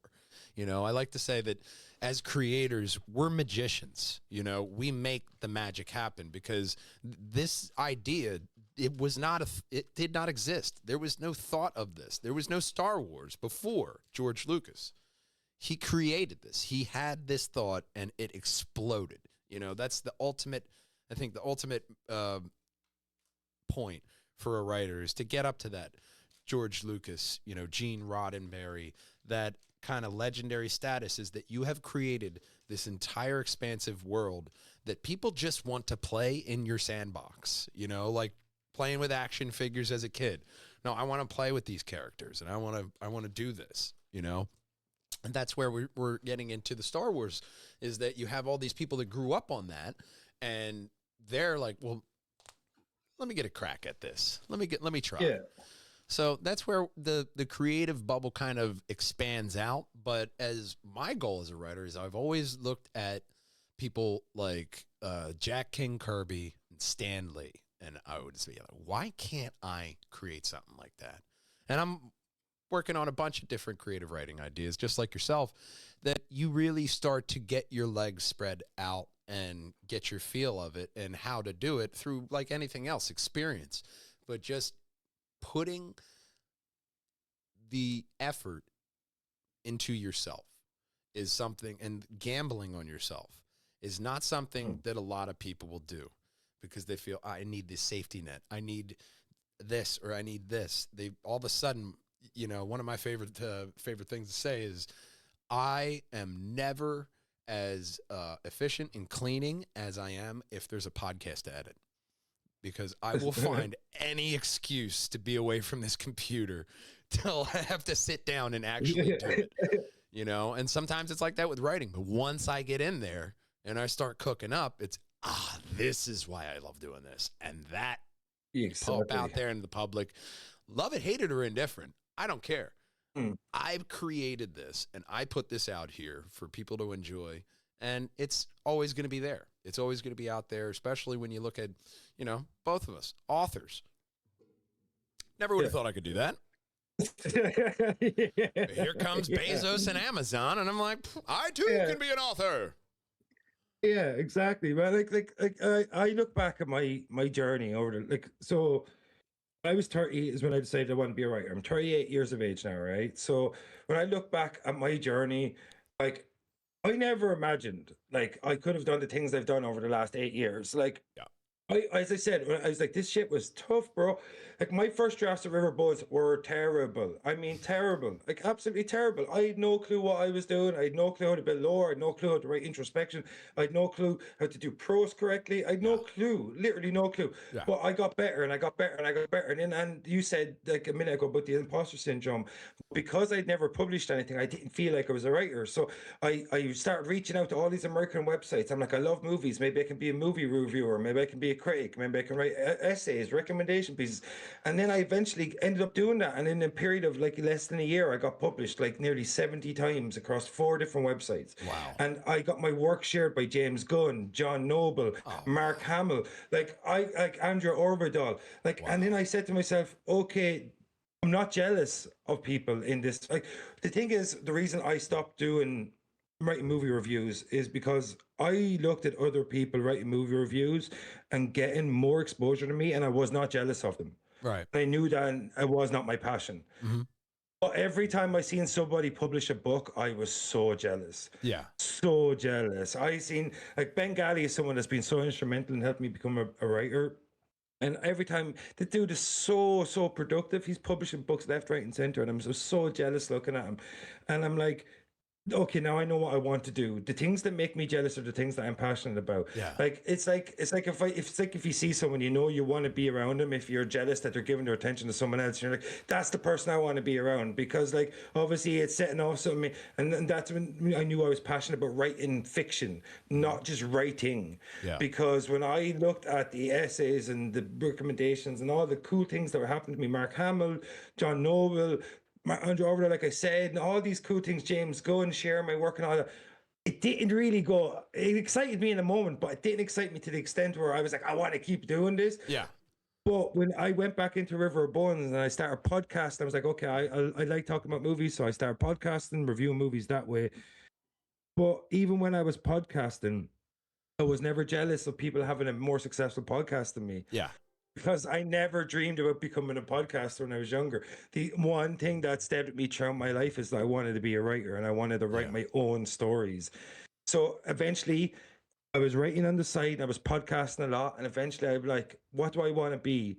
Where do I want my next few years to go? And I'm like, I want my time to go to writing. And that's the reason I gave up my podcast, because I love doing my podcast. And I loved my co-host. He's a great friend of mine. He's so funny. Noel John too, is his name. Such a funny dude, absolutely hilarious. So one of the best comic timing you'll ever hear from anybody ever, honestly. So witty. And I loved podcasting with him. I met so many interesting people to interview. And even to this day, the people I know and people I've met or people I talk to online are true podcasting more so than writing. But writing is what I wanted to do since I was a kid. And it's the only thing that stayed with me. So my journey to being a writer to publishing River Bones was anything but linear. Really was anything but linear.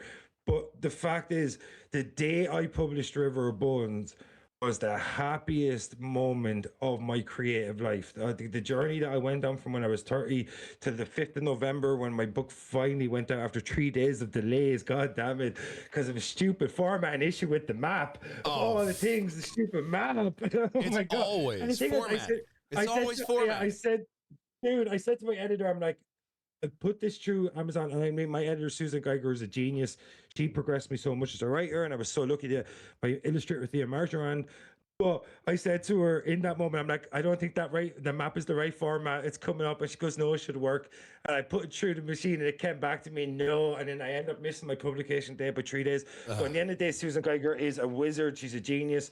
She taught me so much about writing. She improved my grammar, my punctuation, everything, my pacing, everything. I learned so much from that woman, like so much. I can't stress how much I've learned from that woman.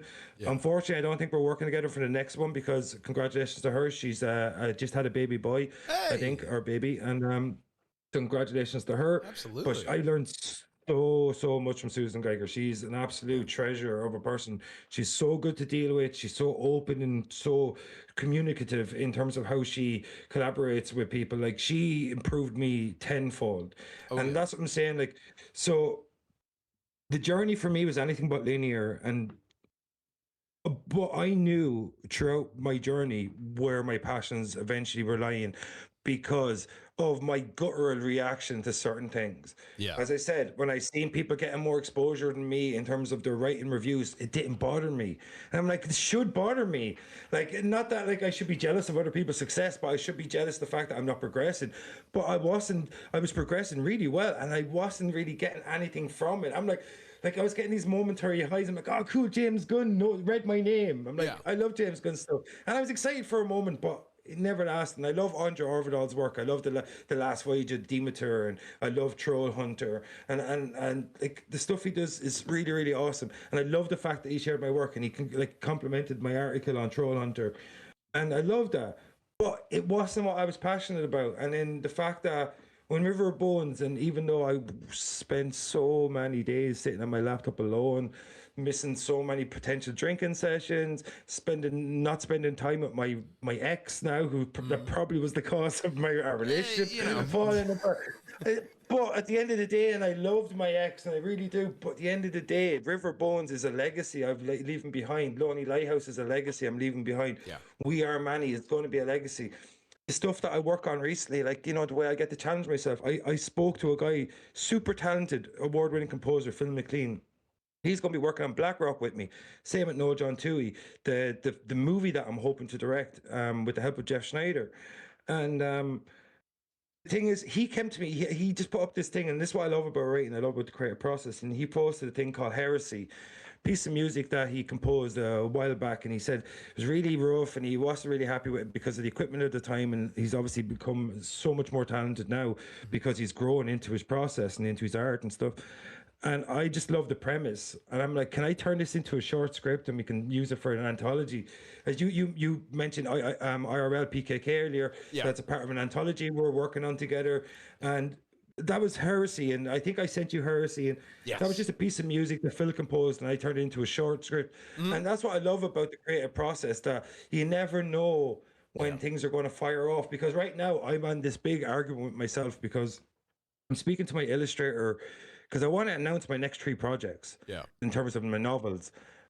Lonely Lighthouse is put out there. I put that out there a lot. We Are Many, I've put that out there a little bit because I'm still working on it. But the next one, I'm arguing with myself because I don't know what it's going to be. Right. Like, I know which 3 books. I've got 5 books I want to write, really. Yeah. I don't know what order. And the thing is, like, that's the best thing about writing. Like I could only have imagined 8 years ago when I started this journey that I'm like, I've got so many ideas for books, I don't know what my next book's going to be. You know, that kind of thing. And I'm like, and I'm working on, like, I'm like collaborating with you on 2 or 3 projects, 2 projects at the moment we're collaborating on. I'm collaborating with Jeff Schneider on a project. I'm collaborating with Nolan. Like, and I have like people sending me stuff, like when I did read-throughs for you, and I sent you stuff, and I could never imagine 8 years ago that I'd be sitting on a podcast talking to a guy in Philly that we're collaborating on multiple projects. We're constantly sending stuff back and forth. We're improving each other as creators. I published my first book, and all the while I'm working on directing my first movie. And all the while I'm working on writing my first feature. All of these things, dude. This is, and I look at myself and I'm tired half the time because I work a day job that's tough on my body, and I'm pissed off at my life. And I've gone through some personal shit last year, and I look at it and I go, wow, I could only have dreamed of the position I am in now creatively 8 years ago.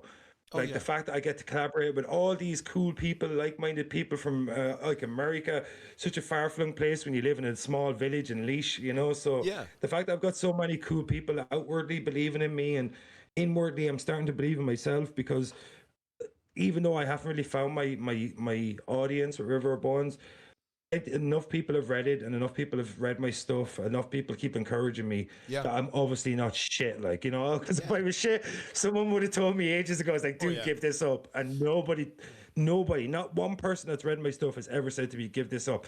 everyone says keep going, you got it, like, so. Yeah. And I couldn't imagine that 8 years ago, because I was so shit when I started, bro. Oh, yeah. Like, I'm so bad. Oh yeah, you even look at so- Michael Jordan back in it when he started, and he was, you know, compared to where he ended off at, night and day. And that's kind of where we have to expand our minds as creatives to make sure that our next project is better than the last. You know, the setting yourself up. It's almost like if you play Gran Turismo and you have your previous lap ghosting you on that lap. That's kind of how it is, because you're like, well, I know I can write this. I'm gonna go back and rewrite this because I know I can get something better out of this scene.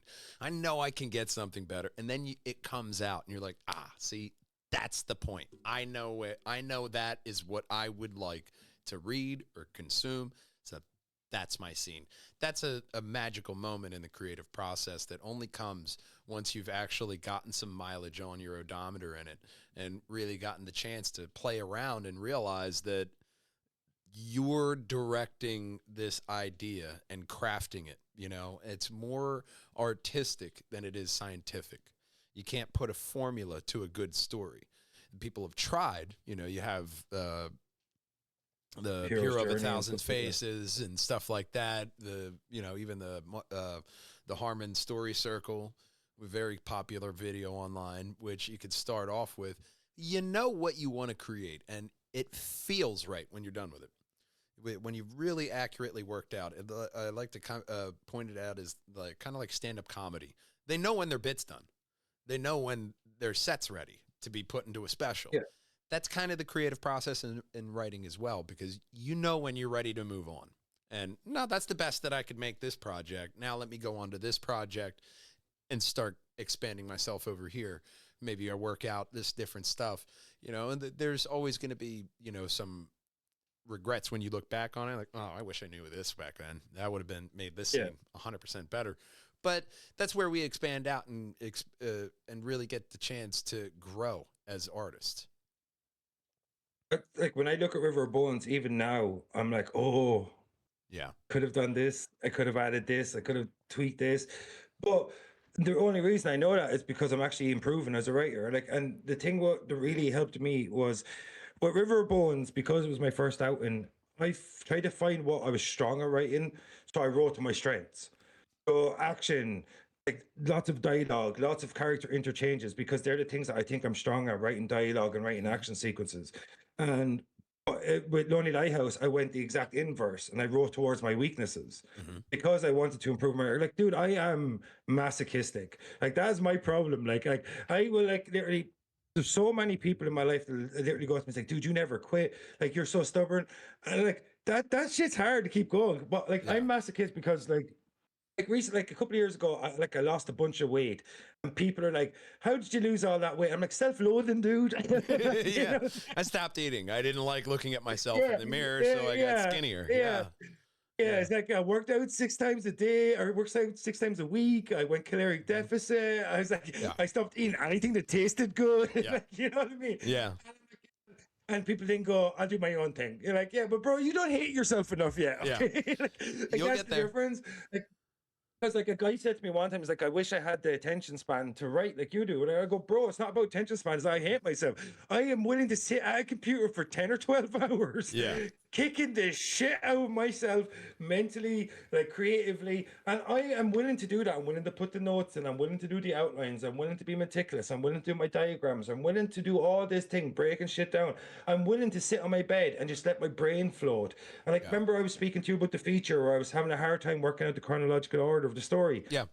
Then I just text you one day, go, "Hey dude, I think I got this." Yeah. I was chilling on my bed, I was daydreaming, and I think I got it. And all of a sudden, because I let my brain relax, and because I was let myself to just turn off, and then the ideas came to me. It's like you say, it's almost like we're a receiver sometimes. Yeah. And because of that, like that helped me so much. I ended up flying through the feature because of that. And and that's the thing. You need to give yourself the time, but you also need to be willing to punish yourself in a sense, because there's no way you're going to learn a new skill without the horrific process of actually learning the new skill. Well, yeah. Like, you know what I mean? Like, well, it's like there's no working out. There's no Rosetta Stone, you know? It's like working out. You got to go to the gym.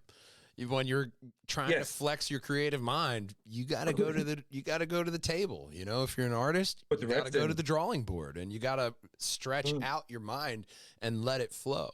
And that's one of the things when I go to any kind of creative venture. A lot of times when I'm trying to form the story, I'll draw it.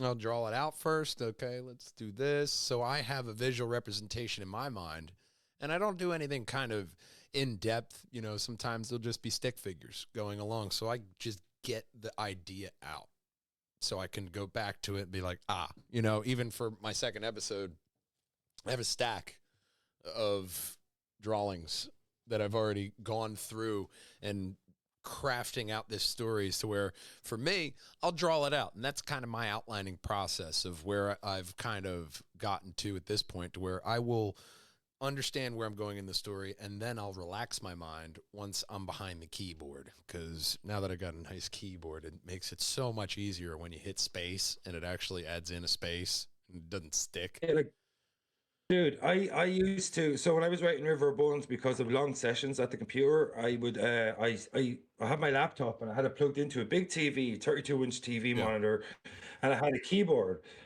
I loved to travel on my laptop keyboard so much that I actually got rid of that TV. I went back to my laptop, because when I'm writing on my laptop, it's like the travel is, the keys are just perfect. Yeah.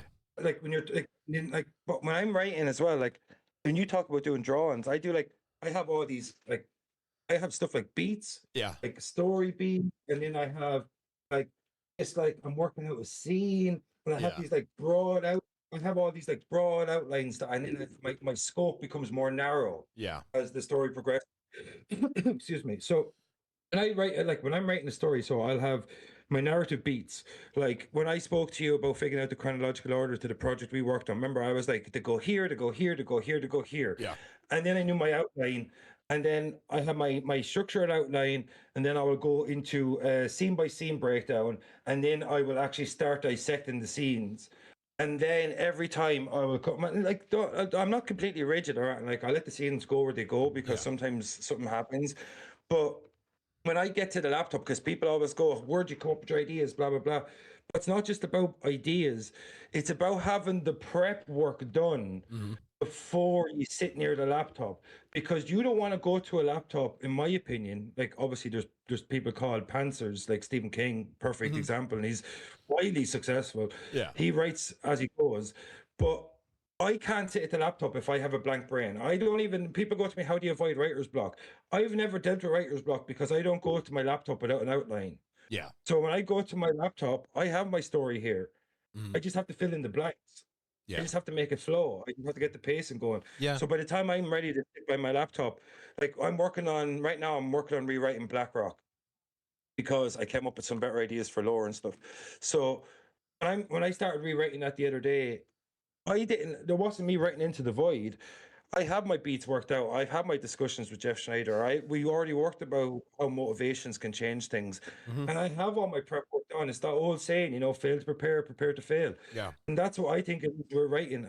For me, because it gives you this sense of control over a process that's very much unknowing when you get into it, that I totally understand where you're coming from with your cue cards and your storyboards, because if I have nothing to look into, every now and again, you're like, where am I supposed to be going with this story? Because you can get lost in the scene, you can get lost in the story. And that's why I always have, like, literally, I'm always writing. When I write here, I always have my notebooks beside me, my prep book, because I am like, you need it. For me, I need a guide. And every now and again, I will write up until where I'm at, like with Lonely Lighthouse. Usually when I come up with an idea, I'll spend 6 months letting it ruminate, do my research, get the vernacular down, get the parlance down, the cadence, all these different things. So when I do write, it sounds authentic, like River of Bones. You know, I couldn't have been any more different. The guy from the Midlands in Ireland writing about the Western Native American lore from 1870. You know what I mean? Like, so you know what I mean? Like, you couldn't be any more different. So like, to do that, I'll have my editor say that the vernacular and the verbiage and all this sounds incredibly authentic. To do that, I had to watch tons of Westerns. I had to watch Western documentaries. I had to watch documentaries about frontiersmen. I had to do all this. And that was like, as I'm writing the book, I'm doing research. So I'm Yeah. writing up to the point of my knowledge because with River of Bones, it was this like mishmash of ideas originally. And then I started taking my craft more seriously. I started doing the research. I started getting the vernacular down. I started getting down real world events that I could base my fictional narrative around in terms of the chronology of the time. And to do that, I had to do so much work. For Lonely Lighthouse, I had to like figure out what does a lighthouse keeper do. Yeah. Like I wrote like the first, you know what I mean? Yeah. Like what does a lighthouse keeper do in 1900s? And Yeah, what did they do in North America as well? So like, so now I have to figure out what's a wiki, what does a stag light mean, and what does this mean, and what's a watch room, and then I'm like, clockworks sound interesting, but what are clockworks? So I got really, really lucky when I was writing about Lonely Lighthouse because, as I said, it was a tough write. I found this thing called the Lighthouse Operation Manual from 18 something. I was like, well, hey, and for some reason now, like I'm obsessed with reading about lighthouses and stuff because it's so fascinating. It's so boring, but also like it's really fascinating. Because like my first draft of Lonely Lighthouse was like barely 20,000 words. It's a novella, and my last draft was almost 40,000 words. Okay. And because of research, bro, and because obviously I expanded the story in many, many ways. Because I came up with this idea based on a photograph I've seen of a house on an island. I'm like, what if it was a lighthouse? And then like, what if there was spooky stuff? And what if it's isolation and the decrepitude of someone's mentality and mental mindset? And that's what I looked at, and that's the evolution of the story. And then at the same time, you're like, I need to be accurate in terms of like what does a lighthouse keeper do. So like that's the thing about when you write historical anything, really, you have to be like, because my big thing is to make the abnormal elements of your story seem more real. The real elements, the normal elements of your story have to be accurate. Yeah. So when I'm writing River of Bones, everything to a point is accurate in terms of historically. Like the technology they have available to them and stuff like that, certain things get altered because of ingenuity and genius of certain characters. And that's how, you know, stories are often progressed in terms of like if you look at Fringe, Walter Bishop, stuff like that. So like when I'm writing, so the process for me with writing is research. I think I posted something a while back. It's like the most fun thing about writing, except for writing something that you don't hate, is going into research mode. Yeah. And like, because right now I'm working on We Are Many. So even though I'm well versed in terms of a layman in World War II, Nazi lore, the occult, Order of Zul, Order of Thule, all these different things, I got to go in do research mode again on the Nazis recently. And read about the occult and read about all these different cool little subsects of the Nazism and all like so that's what I love about writing is researching the prep work and have like if you do your research and like I've never been as good as like James Cameron had like a 600-page outline for Elite Battle Angel before he handed it off. Right. I would never I've always wanted to be that in depth, and there's a story that I have planned. I nearly gave the name away there. But there's a story I have planned where I want to go really in depth in my outline, like really, really in depth, because it's my first time. It will be my first time writing an alternate version of the future. So that'll be interesting because that's going to be completely imagination based in terms of I build the world, because the worlds that I operate in now are worlds that are pre-existing. Cold War era Europe for We Are Many. Like you got the Lonely Lighthouse is 1900s North America. You got 1870, which is River of Bones. See, these words are all pre-existing, and there's a science fiction story that I'm currently outlining right now that's not pre-existing. So they're going to take a lot of work because the research is going to be outward from my own imagination, not inward from the world that existed at the time. In terms of how it affects my imagination, you know. So that's the fun thing about writing. Like, but for me, writing it's all about prep. Like prep and research. Like, and movie watch list. That's what I said to you when we were working on the project. Do you remember I said like I'm like, bro, I'm sorry, I know I'm slow to start, but what? Even when we were getting into the film and we were getting into production with that, the first things that we did was watch 90s slasher movies. And we started watching that to get into the mindset of, all right, this is the world that we're trying to recreate. So the research is probably one of the most important factors in there because you have to have the information to know where you're going. You know, it's a lot like having, Yes, you got it's to a have a roadmap. map. You have to have a compass. You have to know star position. You have to know all these things to be able to navigate even our world. And now we just have it on our Exactly. phone. So there's a lot of different things that you need to prepare for that. Dude, this has been like 2.5 hours for a podcast already. we have, Oh my God. yeah, we have flown by in this podcast. I'm definitely going to have you back on. I got to get out of here and go hang out with our daughter soon. So time has flown by so quickly. But where can everybody go out there and get River Bones right now? So, River Bones is an Amazon exclusive. It's available on KDP, Kindle Direct Publishing. So you can get River Bones on all formats. It's available in hard copy, paperback, and in ebook format. So it's on Amazon. It's an Amazon exclusive. I think it's also available in Amazon partners like Barnes and Noble and things like that. So if anybody wants to get out there, buy River Bones, keep my dream alive. All right. What about Matt? You know me. Now, I've what got so many about stories coming? Audible? What have you thought of audiobook versions at all? So I have the guy. So on social media, I've released excerpts that are recorded and narrated by Patrick Ripido. He's the guy that I'm going to link up with. We've already spoke to each other about the Audible. It's just that audiobooks are expensive, so like it's all about getting around to it really. Because I just did the shorts. We're working on the anthology. I just did that project for you. Yeah, I'm working on Black Rock with Jeff. I'm working on We Are Manny. I have this guy Lonely Lighthouses with my illustrator. So it's on the to-do list, but like at the minute I'm trying to create a back catalog, and then hopefully I can get the Audible out there, because that will really open up so many new demographics and new audiences for me. Oh yeah, but available out on Amazon now, and Audible in the future is a good prospect. Vinny, loved having you on. Thank you so much for stopping in. And I want everybody to go check out River of Bones. I try to end off this podcast the same damn way every single time. And that's that. I love you. I miss you. And I can't wait to see you next time. Until then, game on, boys and girls. Bye-bye. Bye. A little bit of the old Mattcast. Why not?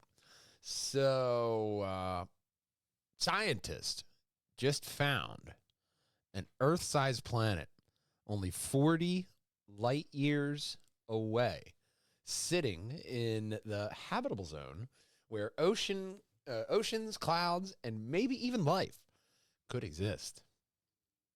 Of course, you know, whenever you're looking at stuff in the planets, the habitable zone, that sweet spot Goldilocks zone that's there in the realm of celestial bodies that makes it just right for any kind of stuff like that. So got that.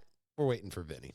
But while we're waiting for him, I figure I might as well talk about this, because scientists recently discovered a new Earth-sized planet located just 40 light years away, sitting within the habitable zone of its star.